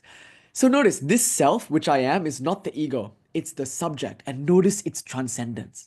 Like the king and the minister. So the king is not the ministers, but the ministers are acting only under the orders of the king. So the ministers here are obviously my shaktis, meaning my eyes, my ears, my nose, my tongue, my skin. It means my antakarana, my ego even. Ego is a minister. Ultimately, the ego is like a prime minister in a sense, right? It's like the main guy, like calling all the shots, but only by the command of the king, by the queen, by the royal person. That indweller, which is called Purusha, is the king. And notice, the king is not the ministers, but the ministers cannot function without the king. So all of these instruments are used, in a sense, by the Purusha. This one yoga won't say, Sankhya won't say. According to Sankhya, prakritayeva cha karmani kriyanani sarvashaha. Like, nature is naturing. Like, it's not that the self is actually using these instruments. But in the dualistic Shaiva world, Shaiva Siddhanta, no. The self is using its instruments in order to interface with reality. But the self is still distinct. It's anya. It's an other. It's an other, meaning it's transcendent to the instrument. So the first step is to recognize that you are a self, like we said last week. The second step is to recognize your transcendence as the self. Like you are not the mind, body. And again, I'm not saying the ego needs to step back from the mind, body, and everything. That's called dissociation or depersonalization. That's not very nice. And that's not what we're suggesting at all. This is very different. You step back from yourself, from your ego. Leave the ego with the body. Remember we were studying Drigdishya Viveka? And Janam actually requested it some time ago. There was that idea of like, you remember the whole thing, the body is connected to the ego through karmajam. The connection is through karma. And then the ego is connected to the mind through sahajam. It's natural, right? So if you take the ego out of the mind, that's unnatural. It's painful. That's called dissociation, depersonalization. That's what people try to do in the name of practicing Sankhya or Sakshi Bhava, like that.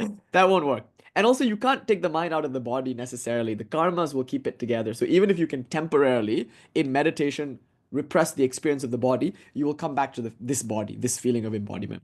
Karmas that keep you there. So, karmajam, the link between body and mind is karmajam. The link between ego and mind, ahankara and mind, is sahajam, natural, nothing wrong with that. So these three things, ego, body, and mind, should stay together. Then we asked, what's the link between the self, in this sense I'm using the word purusha, and that ego? And the answer from Advaita Vedanta was stupidity alone. The link between the ego and the body is karma.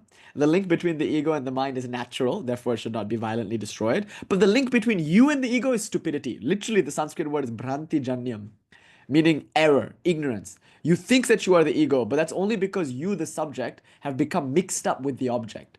You've become identified with the object. Just like a clear crystal appears red when held in front of a red flower. Just like that, the subject appears to be the object by virtue of proximity to the object. So, what's the solution? Just distinguish, getting dazzled by the vrittis, it's like superimposition, right? So just distinguish between the crystal and the flower, meaning samadhi. Samadhi is where the connection breaks a little bit. And once the connection breaks, you feel the clear luminosity of consciousness, the self. So step one is to realize that you are.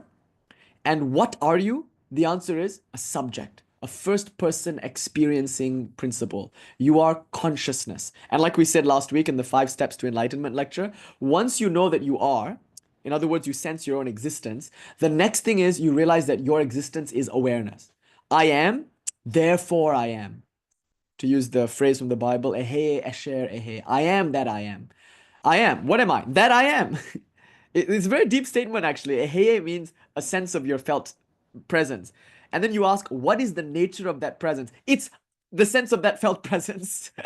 So it sounds like a tautology, a circular argument. But ehe, esher, ehe means I am basically, prior to all sensations, perceptions, cognitions. Like basically I am because I know. So awareness and existence are same. So food, play, expectantly like time to play. So that's the important thing. Yeah. Yeah, exactly. So what's that verse from book 1? Is it? What is it? What does it say? But this idea, you'll find it all throughout the Yoga Sutra, that like I am is I am awareness. But then, and here's the key, that awareness is distinct from the objects. So step 1 arguably is to realize that you are. Step 2 is to realize that you are awareness. Step 3 is to realize that you as awareness are not the things that you are aware of. And therefore, what happens to the things that you are aware of are not necessarily happening to you. They're happening to the ministers, not to the king. That's the kind of idea. So this is the Sankhyan freedom. It's called Kaivalya, or the yoga freedom. Like once you know this, you're free. And arguably, it's only Nirvikalpa Samadhi that can give you like a true sense of this. Otherwise, you'll just think that you're free, but you won't act like it. We won't feel like we're transcendent. So Nirvikalpa Samadhi is when you actually sense your transcendence and aloofness, aloneness. And then you know what? Arguably, that's supposed to facilitate your ability to enjoy everything. So Swami Vivekananda said something really beautiful. He said, see the world as a picture. Stand back and enjoy its beauty, knowing that nothing affects you. He said this in the Thousand Islands Park, in one of my favorite little passages. Let us be God. Children sometimes find glass beads in a mud puddle. That's the good of this world. Be mad with joy, even at evil, seeing it all as Ma's play. Make thy heart like an ocean, go beyond the trifles of this world. Stuff like that. Really powerful poem. Not poem, teaching. But there he says, look upon this world as a picture. Stand back. Knowing that nothing can affect you, enjoy its beauty. That's the way to enjoy the world. If you think you are the body and the mind, the world is not fun. Because the movie is not fun if you think you're really in the movie. So again, that thing we were saying earlier about like Shiva's playing this role and it's all a leela, but he takes it all too seriously. That's like forgetting. But then the point is not to turn off the movie. So I think in Sankhya, it's not true that like the goal is just to like Audi 5000, like become disambiguated from the body and mind and be aloof. No, you have to find that aloofness first. Then it's party time. Then now enjoy. Now see this entire Prakriti as a beautiful dance, a dazzling display of phenomena that's here to delight you and entertain you, actually. In one sense. According to another sense, Prakriti is here to give you bhoga, enjoyment. And then when you're finished with bhoga, it gives you apavarga, freedom. The question is, what then, right? Like, is apavarga the end? And according to yogis, it is. You're Nirvikalpa Samadhi, you're merged, you don't ever experience Prakriti. But according to some other Sankyans, apavarga means freedom from thinking you are a body and mind, which means the end of bhoga, insofar as bhoga means karma. So now there's no more karma. What there is left to do? Enjoy. Be Purusha and enjoy. So see why Shiva, the image of Shiva and Kali, the picture of Kali is so important here. It captures that Sankhyan idea that you, Shiva, are like the Purusha, the pure subject, the witness consciousness. And before you is this dazzling dance. If you get lost in it, you'll be trampled by it in a sense. But if you stand back, knowing that it cannot affect you, knowing that you contain it and hold it, then she can really dance, So that's the idea. So that Sankhya idea of Purusha and Prakriti is expressed there in this step when you realize I am, Step 1. Step 2, you realize, oh, I am awareness. And step 3, you realize I, as awareness, am something other than my instruments, mind, memory, ego, even ego, intellect, and also my organs of perception, my organs of action, and I'm something other than the world with which I'm interfacing. So that's freedom in Sankhya. Now, step 4 is really exciting. Step 4 is where we realize, wait a minute, how many cells are there really? And that's the arguments that we explored last class and the class before that. So am I really different from Kuleshwari? Let's ask.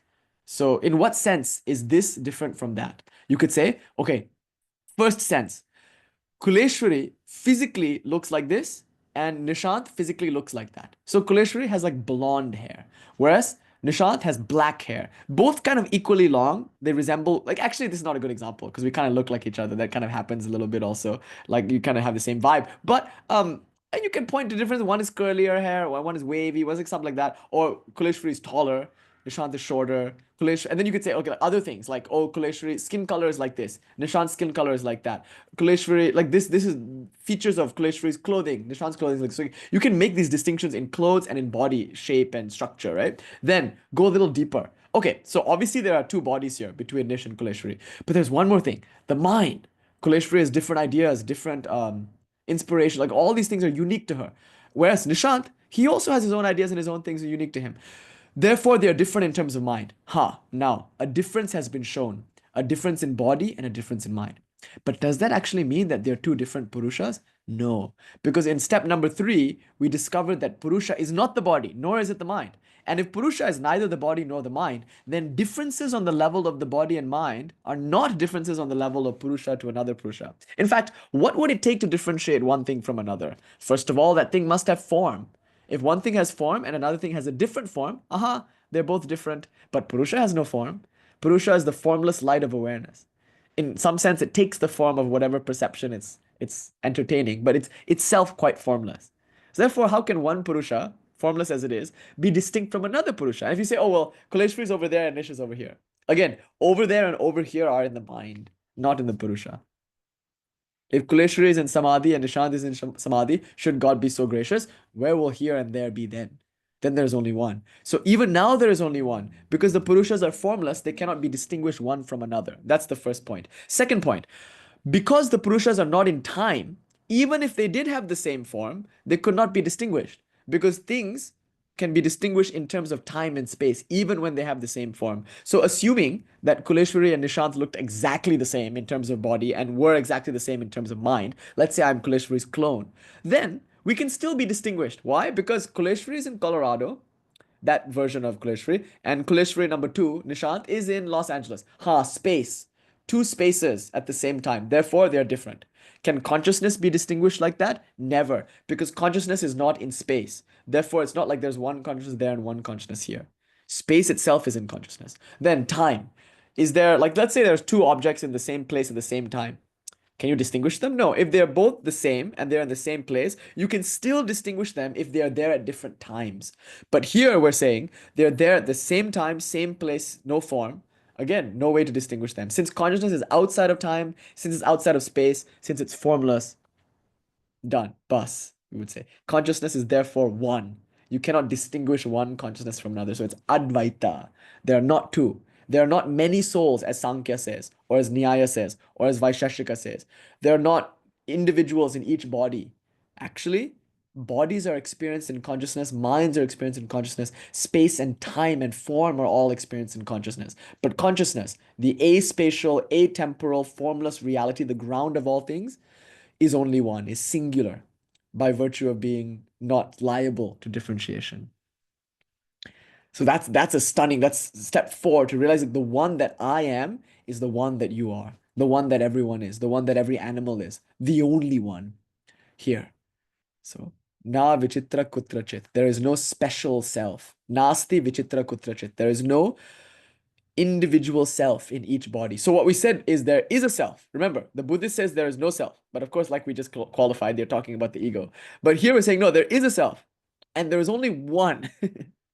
So there is a self and there's only one self. That's what we realize in step 4. Step 5 is the most important step, like we discussed last week. Step 5 is where we realize, and the world is also the self. So everybody is one person. There's only one person. And the world is in that person as that person. So now we ask the question, in what sense is the objects that I'm seeing something other than me? And then we have that really beautiful question, na prakasha prakashate. If it doesn't shine, it therefore doesn't exist. In other words, if it's not in consciousness, it doesn't exist. And we are very careful to say that this is not solipsism, because something could exist and be outside of my perception, but not outside of my consciousness. Something can exist and be outside of my knowledge. Here we like to conflate knowledge and consciousness.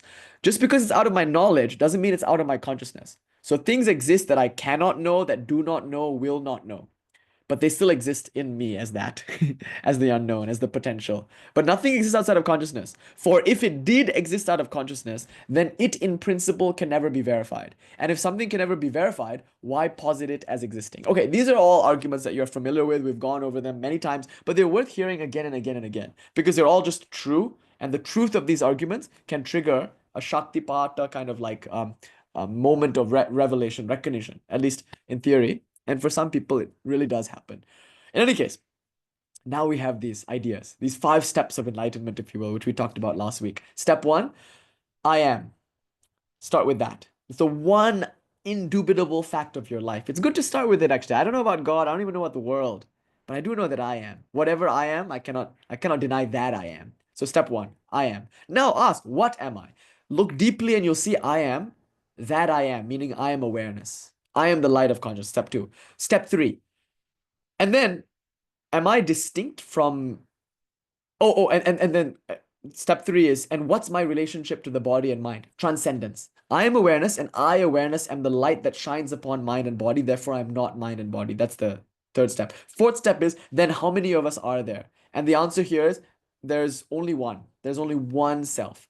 And step 5 is, and the world is not different from that one self. Okay, so this is the 5 steps that we talked about last week. Now, it's time for the 12 Kalis. Actually, it's going to be, the 12 Kalis are probably pretty... let's do this first. 12 Kalis can come after this. Let's do this first. Okay, so this is what we're talking about in our Paramaratha class. You recall, we're talking about the 5 layers of the self, or the 6 layers of the self, like that. Okay, so this idea can be traced obviously to the very antiquities of the tradition. It's a very important model for the tradition. And it appears nicely in this virūpāska-pancāśika, which I was talking about last week. We introduced it in the Paramaratha class last Friday. So the argument here is that the self can be found. It can be located in any one of these points. Actually, let me get that verse for you. I have it here, actually. Let me pull out the document. Virūpāska-pancāśika. Oh, Google Docs, sorry. It didn't come up immediately, but that's okay. Let me just go and grab it. It's here somewhere. Virūpāska-pancāśika. Okay, there we go. Okay, check this out. So here in this document, we're looking at a very nice text. Salutations to Shiva. Namo Vishva Shariraya Vishvaikatmyavabhasine. Salutations to Shiva. Nitya Pratya Vamarshaya Shambhave Vishvasiddhaye, who performs the magic siddhi of the world. He is Nitya Pratya Vamarshaya. He is always self-aware. He is the Ekam, the Ekam Atman, the one non-dual essence of Vishva, who shines in the universe. The entire universe is his body, like that. So it's beautiful, beautiful verses. Anyway, look at verse 2. Oh, dear one, all this from the void state to the play of the divine, including even that which is heretical, Vimati Padam Anga, since it appears in consciousness, is verily established as my own body, for I myself am consciousness. So we just established I am, and we just established I am aware, and we just established that I, awareness, am transcendent, but I'm also immanent, because everything that I ever have, will, or can experience is being experienced in consciousness. Therefore, it must be consciousness, and body therefore includes everything. That's why, like literally, the highest deity in the Trishalabja Mandala, in the Trika Mandala, her name is Kuleshwari. Kuleshwari and Kuleshwara, meaning the ruler of the Kula. Kula here means body. What is the body? The entire universe. So Kuleshwari is that goddess who rules the entire universe, whose body is the universe. That's why it's the name of the highest reality in the Trika. It's the name of the goddess par excellence at the center of the mandala. So, oh dear one, Anga, oh dear one, all this from the void state, Shunya, down to the play, up to the play of the divine, including even that which is impure, ungodly, meat, and all sorts of things, like everything, whatever you think is unholy, since it appears in consciousness, is verily established. Siddham, Pindavat Siddham, is established as my own body. Because it appears in consciousness, drishyatvat, because I see it, because it is presented in consciousness, and therefore I am it, because I am consciousness. So then we get this idea, sampanosmi krishosmi. So I am rich, sampano, or I am skinny. I am affectionate, I am happy, I am living, I am the void. The self is seen in these 6 states. So a more direct response to Asha's question now, and this is where it gets really beautiful. In the tantric world, the self is not really necessarily just the ahankara or just the purusha or just the paramatman supreme. This is where it gets so cool. The self can be, as per that verse, anywhere here.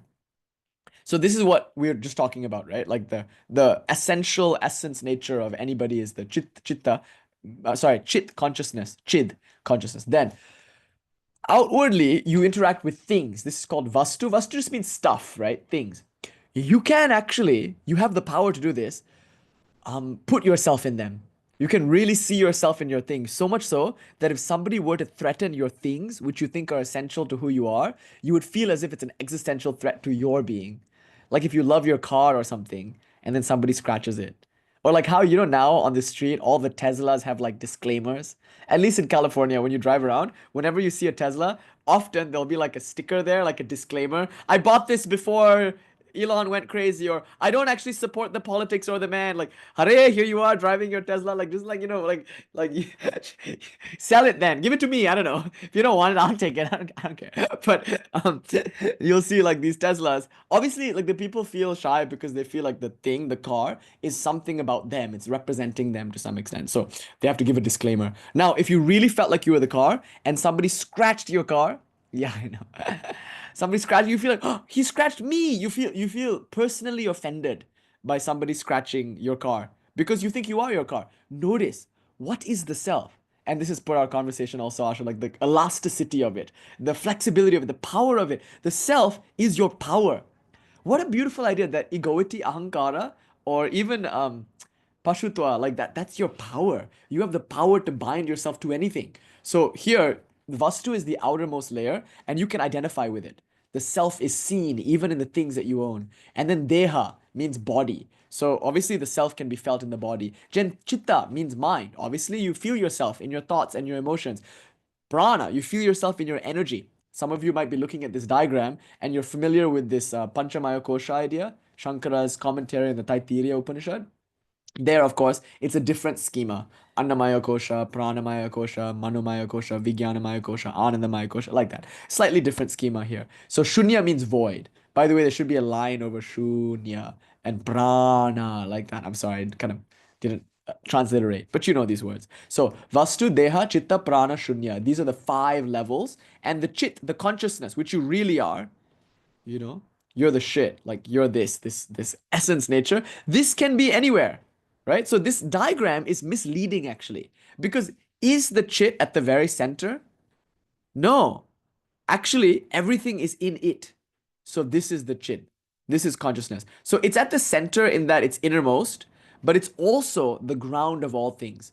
Know me alone to be the knower and the field, O Arjuna. Kshetra and Kshetragya. Know me alone to be the knower in all beings, and all beings are in me. Sarvabhuteshu chatmani, sarvabhutani chatman, sarvabhuteshu chatmanam, sarvabhutani chatmani. Like that's the idea of it. It's not like the diagram is misleading because it looks like this is at the centermost, like it's Russian dolls, nesting dolls, Russian nesting dolls. So it's not like chit is in the center. No, it's the space in which all of these are held. Now, the argument that's being made here is you have the power at any given time to identify with any one of these levels. The self is elastic. It's a shakti. So if you want to be your things, you can. You can bind yourself in that way, no problem. If you want to be your body, you can. If you want to be your mind, you can. Identifying with limited things, limited mind, limited body, identifying even with the void are all considered states of bondage. What then is a state of freedom? According to Virupaksha, in the virūpāska-pancāśika, why stop at your stuff? This is the exact opposite from what we're used to. Usually we say, okay, I'm not the mind, I'm not the body. No, I am the mind, I am the body, and also I am my things. Doesn't this come naturally to me? I naturally assume I am all these things. Why stop there? That's the argument. It's like, why do you suddenly draw an arbitrary line around your things? Actually, if you're saying that you are the mind, and if you're saying that you are the body, it's only on the basis that the mind and body arise in awareness. Okay, no doubt, your body is a very proximate sensation. Proximate. You really, like, it feels more intense than anything else in sensation, in the field of sensation. But maybe that's just conditioning. Maybe you've just conditioned yourself to identify with one particular object in the field of total objects. Don't stop there. So instead of saying I'm not the mind and body, say I am the mind and body. But ask yourself, why do you think you're the mind and body? Because it appears in awareness. Because it appears in awareness, it is therefore me, for I am awareness, and I am therefore necessarily embodied as that which appears in awareness. What else appears in awareness? Well, literally everything. Everything that was, is, and could be. Literally everyone else. So by the same logic with which I bind myself to the body and mind, I can extend that logic to its natural logical conclusion, and now I become all bodies, all minds. See that? It's the judo flip, if you will. Vedanta says, neti, neti. This is iti, iti. Vedanta says, rush away from the world. Push the world away. This says, plunge into the world. Just don't get caught somewhere in between. That's the only disclaimer. If you're saying, I'm not the mind, I'm not the body, if you don't go all the way with this, you'll get something very pathetic. Like some kind of really repressed sort of egoic spiritual self or something. Because after all, you've rejected all the other selves, right? And similarly, if you take this approach, you can go so far that you get some kind of narcissistic self. But you have to go all the way until you become one with everything and one with everyone. And then if you go the other way, you must go all the way until you become one with everything and one with everyone. One is the path of the negation of the self. The other is the path of the expansion of the self. So there are two ways to, of course, the whole thing is about self-expansion, but there are two ways to do it. One by saying, I'm not the mind, I'm not the body. That's going like this way. And the other is like going this way, saying, I am the mind, I am the body, but rush out some more. And I am that table over there. Why? Because it's appearing in awareness. Is it not? And that table is over there. But the concept over there is in awareness. So therefore, the Shiva Sutra gives us a beautiful phrase. It says, Drishyam Shariram. That's a Mahavakya, You can just like meditate on that. Drishyam Shariram. If I see it, I am it. Or what appears is my body. In other words, that which arises in consciousness is my body, for I am conscious. I am embodied as everything that I see. So now we get this idea. The self can be ahankara, or, it could be vastu, my stuff. It could be my body. It could be my, my mind, including ahankara, my ego. It could be my energy, my prana, my vitality, my life force. It could be even the void. I could even identify with no self, as the Buddhists do. They say, I am nothing. I am not a self. Okay, that's still a self. Right? It's still a void. It could be any of these things at any given time, but it has the power to be all of these things and so much more. It can be none of these things, as the king is separate from his ministers. This self is also separate from its objects. It can be totally transcendent, like in samadhi, or it can be totally immanent, in that it is all of these things. That's the understanding of this. That's meditation number one. Everything you look at, say, I am appearing to myself in that form.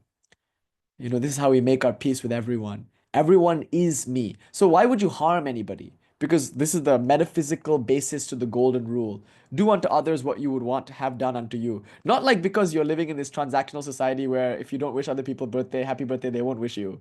Sometimes I feel like the only reason we wish each other is because we want to secure the fact that we will also get wished. It's like a transaction. It's like, okay, I scratch your back, you scratch mine. I'm going to give you a lot of attention and celebrate you on your birthday, because I know that when it's my birthday, you're going to have to go hard for me. Like that kind of thing. It's not like that. The reason why we should be kind to others is not because we're hoping that they'll be kind to us. It's because they are us. And how we treat them is not even, I'm not even saying it's a reflection of how you treat yourself. Of course it is. Whatever you find fault with in others, it's only there in you. We made a really funny joke the other day.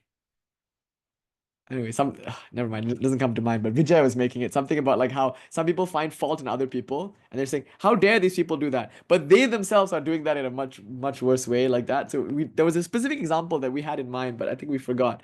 Anyway, so when we find fault in others, when we call somebody out for something, the only reason you're recognizing it in them is because it's in you. So it's true. On one level, there's a psychological projection. That's why it's very helpful to see what like angers you, because in some sense that's what you're dealing with. Is of course that argument can be made. I'm going even further. I'm not even saying that. It's not just that other people should be treated kindly because they're also people, and on the basis of the humanity, they should be treated kindly. And I'm not also just saying that treating others is a reflection of how you treat yourself. So be kind to others so you can be kind to yourself. I'm saying something even more dramatic, that actually other people literally are you, not just a reflection of how you treat yourself. So how you treat them is not just indicative of how you treat yourself, it is how you're treating yourself because it's you. That's why the saint is the most selfish person there is in the world, because they have the biggest idea of the self, and therefore all they do all day long is naturally and effortlessly help others, and they don't ever expect praise or recognition for it either, any more than you expect to be praised for putting a bandage on your wound. Right? If you accidentally cut your finger while chopping vegetables, put a bandage on it. No big deal. You don't say, "Look, I helped. I'm so good. I'm such a good person. Hey, Instagram, look at me. Do you see how much I'm doing for everyone around me? I'm such a good community member." You don't really consider your body your community because you're not other people. It is you. And because it is you, what could be more natural than putting a bandage on a cut? Similarly, if you see someone who is hungry, who is sick, who is in need, how can you do anything but help them? But helping them will just be a natural like act of self-preservation in a sense, like because you are them. So knowing that you are them, the way that we live our life then is to just, and also, what does this mean about boundaries then? Like the tiger god. So we can step out of the room, we can respond, we can defend, we can do all the things that we need to do, but never in our heart comes this feeling. It's much easier said than done, of course, because remember, these are very deep complexities that we carry around. So like obviously this is going to be very difficult to actually take out into the world and test drive. It's a very difficult idea, and this is the acme of spiritual realization. Like when you have this thought, ideally, you're not jealous of anybody, you celebrate everyone, you love everyone, and some people you love from a distance because you need those boundaries. Like all of that will continue. But inwardly, you will feel oneness with everyone. So that's the idea. This is the fully expanded self, right? So this is the Purusha is the individual. This is Shiva. So to go back to our first our first whiteboard here, see this Shiva, this Shiva over here includes all the Purushas. So this Purusha is actually inside this Shiva. And there's so many of them.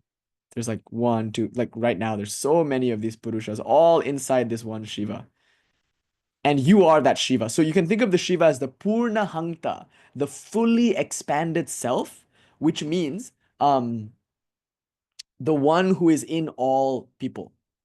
Okay, so that's one thing. Now, when we look at this verse, oh, how do I get out of this whiteboard? Okay, when we look at this verse now in the Vijñāna-Bhairava Tantra, it should become oh my God, sorry, it doesn't want to go away. It can become exceedingly clear exactly what we mean by this verse. So let me just take you to it. I'm almost done, by the way, you guys. I'm just coming to the very end here. Here we go.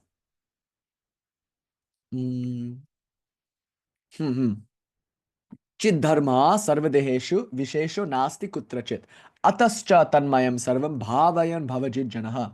There is only one reality whose essential nature is consciousness, ciddharmā, and this is in everybody, sarvadeheṣu. There is no special consciousness anywhere. Viśeṣo nāsti kutracit. And thus, a person who contemplates that the entire world is pervaded by that reality known as consciousness verily conquers the world, or I should say, becomes the world, or rules the world. Hence, she's Kuleshwari. She's the Ishwari. Not only is she embodied as the world, she rules it.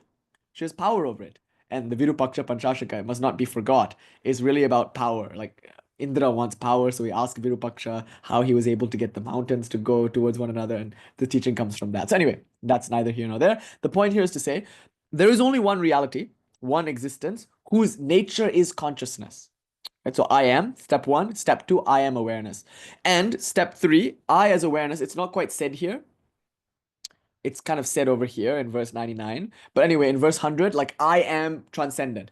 Step four is, and there is no separate self, viśeṣo nāsti kutracit, in each and every body. There is only one in everybody. Sarvabhuteṣu chātmanam, sarvabhutani chātmani. So that self is the one in all. The all has I become, and the all is I and bliss. Step 5, and the entire world is that. Tanmayaṁ sarvam bhāvayan, and the whole world, meditate on the whole world as being pervaded by this. So this is the first meditation that we can do together. It's so beautiful. Just start with step 1. Feel yourself. Abhinavagupta says, become aware of the heart. That's it. Just notice, indubitable. Nobody can deny this. Somebody can come to you and say, you don't exist. Okay, say that as much as you want. I'll never deny or doubt my existence. Step 1. Step 2. What is it to exist? It is to be aware. You can play with this. What am I aware of? Well, there are smells, taste. I can see things maybe, or if my eyes are closed, there are colors swimming behind my eyelids. I can feel my skin is interacting with clothes, air, blood, heat, everything. And also, I can hear.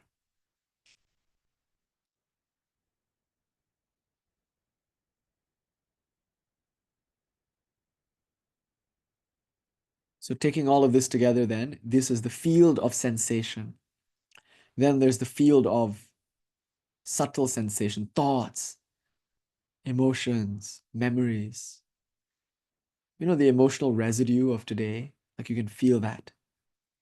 And then notice, these are all objects. I shine upon them. I am the light of awareness that illumines the totality of objects, both subtle and gross.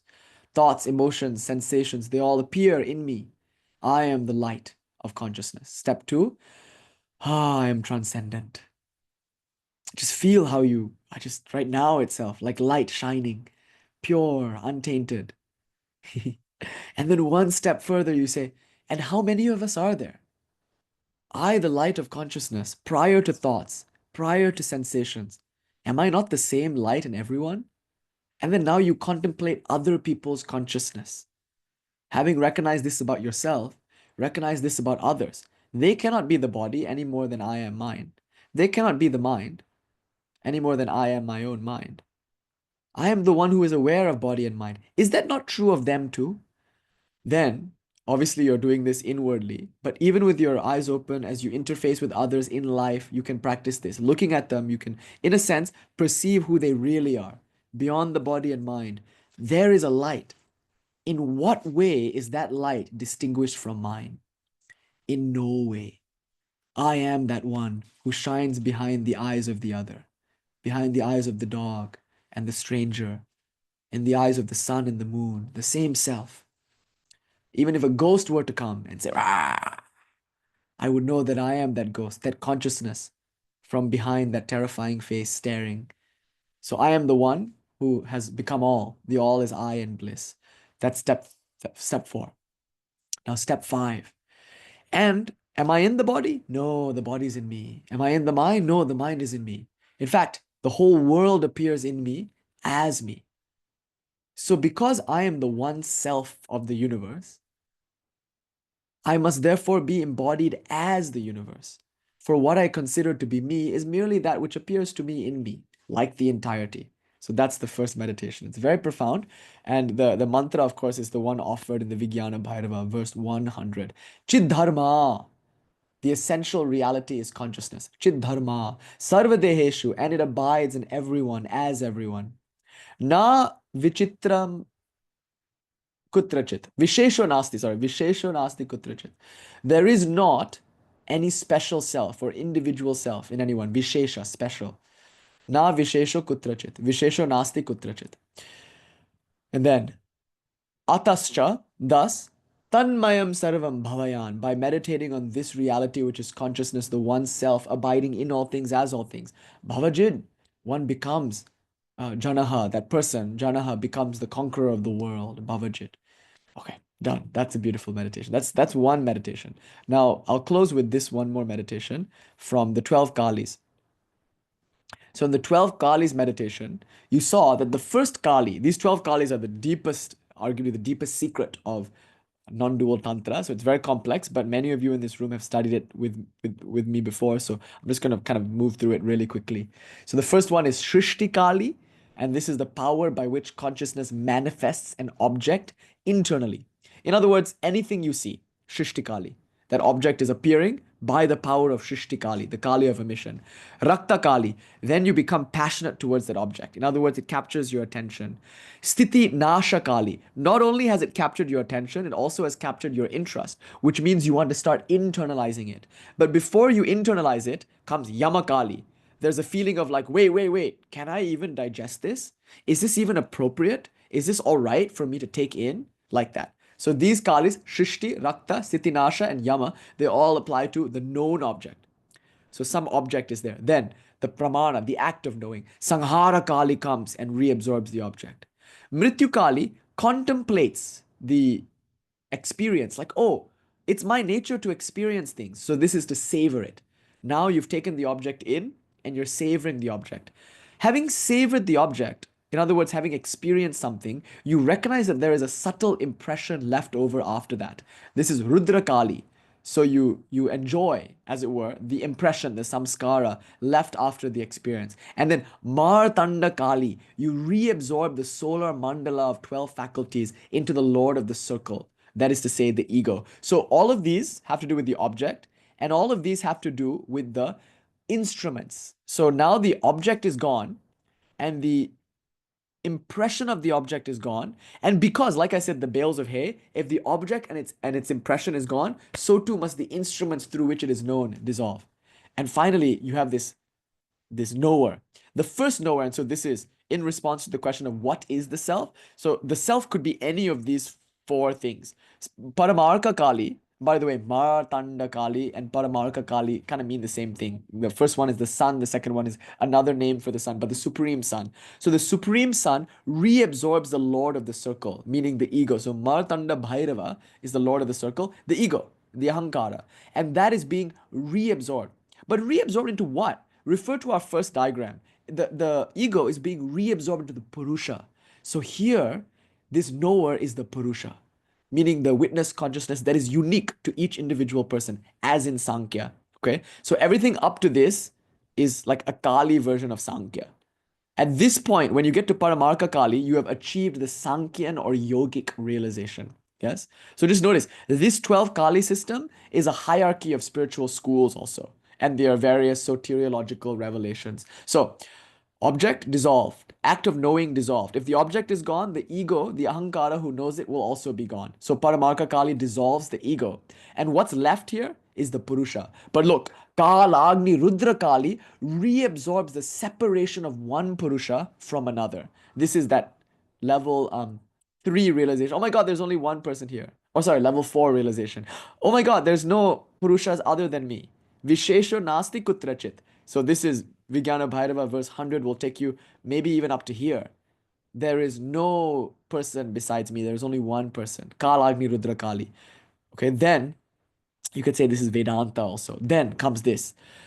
Purnahankta. Even that universal Purusha goes into full expansion, but even that gets reabsorbed, right? Like even the idea of the one self that is like the one self in all selves, even that gets reabsorbed. Into what? Arguably into something like nirvikalpa samadhi. So Mahakala Kali, the very powerful and destructive Kali, she destroys the entire universe. Everyone is destroyed and the universe is also destroyed. Now, arguably, you are in the fully expanded self, which arguably is nirvikalpa samadhi, right? And then comes the one whose name cannot be spoken of in polite society, right? Like the exceedingly terrible Kali, whose name is, of course, a secret. But she reabsorbs even that fully expanded ground. Into what? So I put here void unspeakable. But I think there's another way of understanding this. She dissolves even transcendence. So I have in mind now Sri Ramakrishna coming down from Nirvikalpa Samadhi and then looking around and saying, oh, I am all this actually.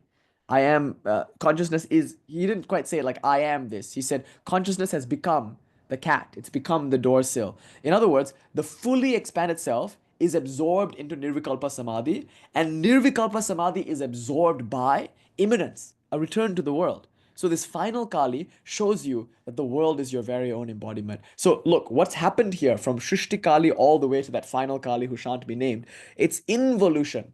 you're going one step by one step by one step by one step. You're going deeper, deeper, deeper. Finally, when you get to the the fiercest of the Kalis, whose name means the super, super, super, super, super fierce Kali. Like what happens is when you go all the way in, you come all the way out. As somebody was pointing out earlier, just like the yantra, right? Viranatha was saying, just like the yantra, like you go all the way to the center of the yantra and you pulse back out. Having touched the center, you pulse back out to realize the whole circle is the center. That's the idea. So that's another way you can meditate on this ego concept. What is the ego? Well, first it starts with the object, vastu, stuff. Then it's the body, which is the instrument, plus the mind, plus the prana. And once the body, mind, and prana are gone, you return to this ego. But that ego, once it's gone, you return to Purusha, consciousness. But that Purusha recognizes itself as the one Purusha. So multiplicity, Maya Mala is dissolved. And then that even one Purusha recognizes that it's the fully expanded self, so then that even that gets dissolved. So arguably the karma mala, the maya mala, and the anava mala, the three malas which we talked about 2 weeks ago on Friday, those are all dissolved in this meditation. And it's all nāstik, it's all contemplations. You don't do any special puja. Obviously, to hear about these kalis requires diksha also. Like these krama gurus will give the diksha to these kalis and how to worship them. Of course, there's a puja. No doubt these anything in Tantra can be worshipped, right? So there's a deity kind of system to this also. But right now, I'm presenting it merely as a Vijñāna-Bhairava Tantra, Shakta Upaya kind of thing. So hopefully we'll close here, gang. This should answer the question, what is the self? And we'll see it's what isn't. That's why the question is hard to answer, because what isn't? The self is the only reality there is, and its nature is consciousness. And it as consciousness is the one self in all bodies. There is no separate self anywhere. And that reality is all pervasive. Contemplate that. And in Vijñāna-Bhairava verse 101, which we talked about last week, you'll see that reality is there in the midst of desire, anger, greed, delusion, pride, jealousy. That reality remains in the midst of all of this and is unwavering, or rather is unstained. Just like you can go and watch a movie and not really be affected by the movie except in a poetic and artistic way. So you can argue the point of all of this is to access what Abhinavagupta calls Shanta Rasa, the flavor of quiescence or peace or freedom. Once you have that flavor, then you can enjoy all the flavors that life has to offer. So it's an aesthetic enjoyment of the universe, which is the soteriology of this tradition. So it's not, I'm the self, I'm done, I'm Audi 5000. No, I am the self, therefore I am the body of my body is the universe. Therefore, enjoyment, joy, aesthetic experience, chamatkara, chamatkara, chamatkara, poetic rapture in every moment. Okay, thank you all so much. Om Shanti Shanti Shanti Hari Om Tat Sat Shri Ram Krishna Arpanam Astu. Jai Ma Kali.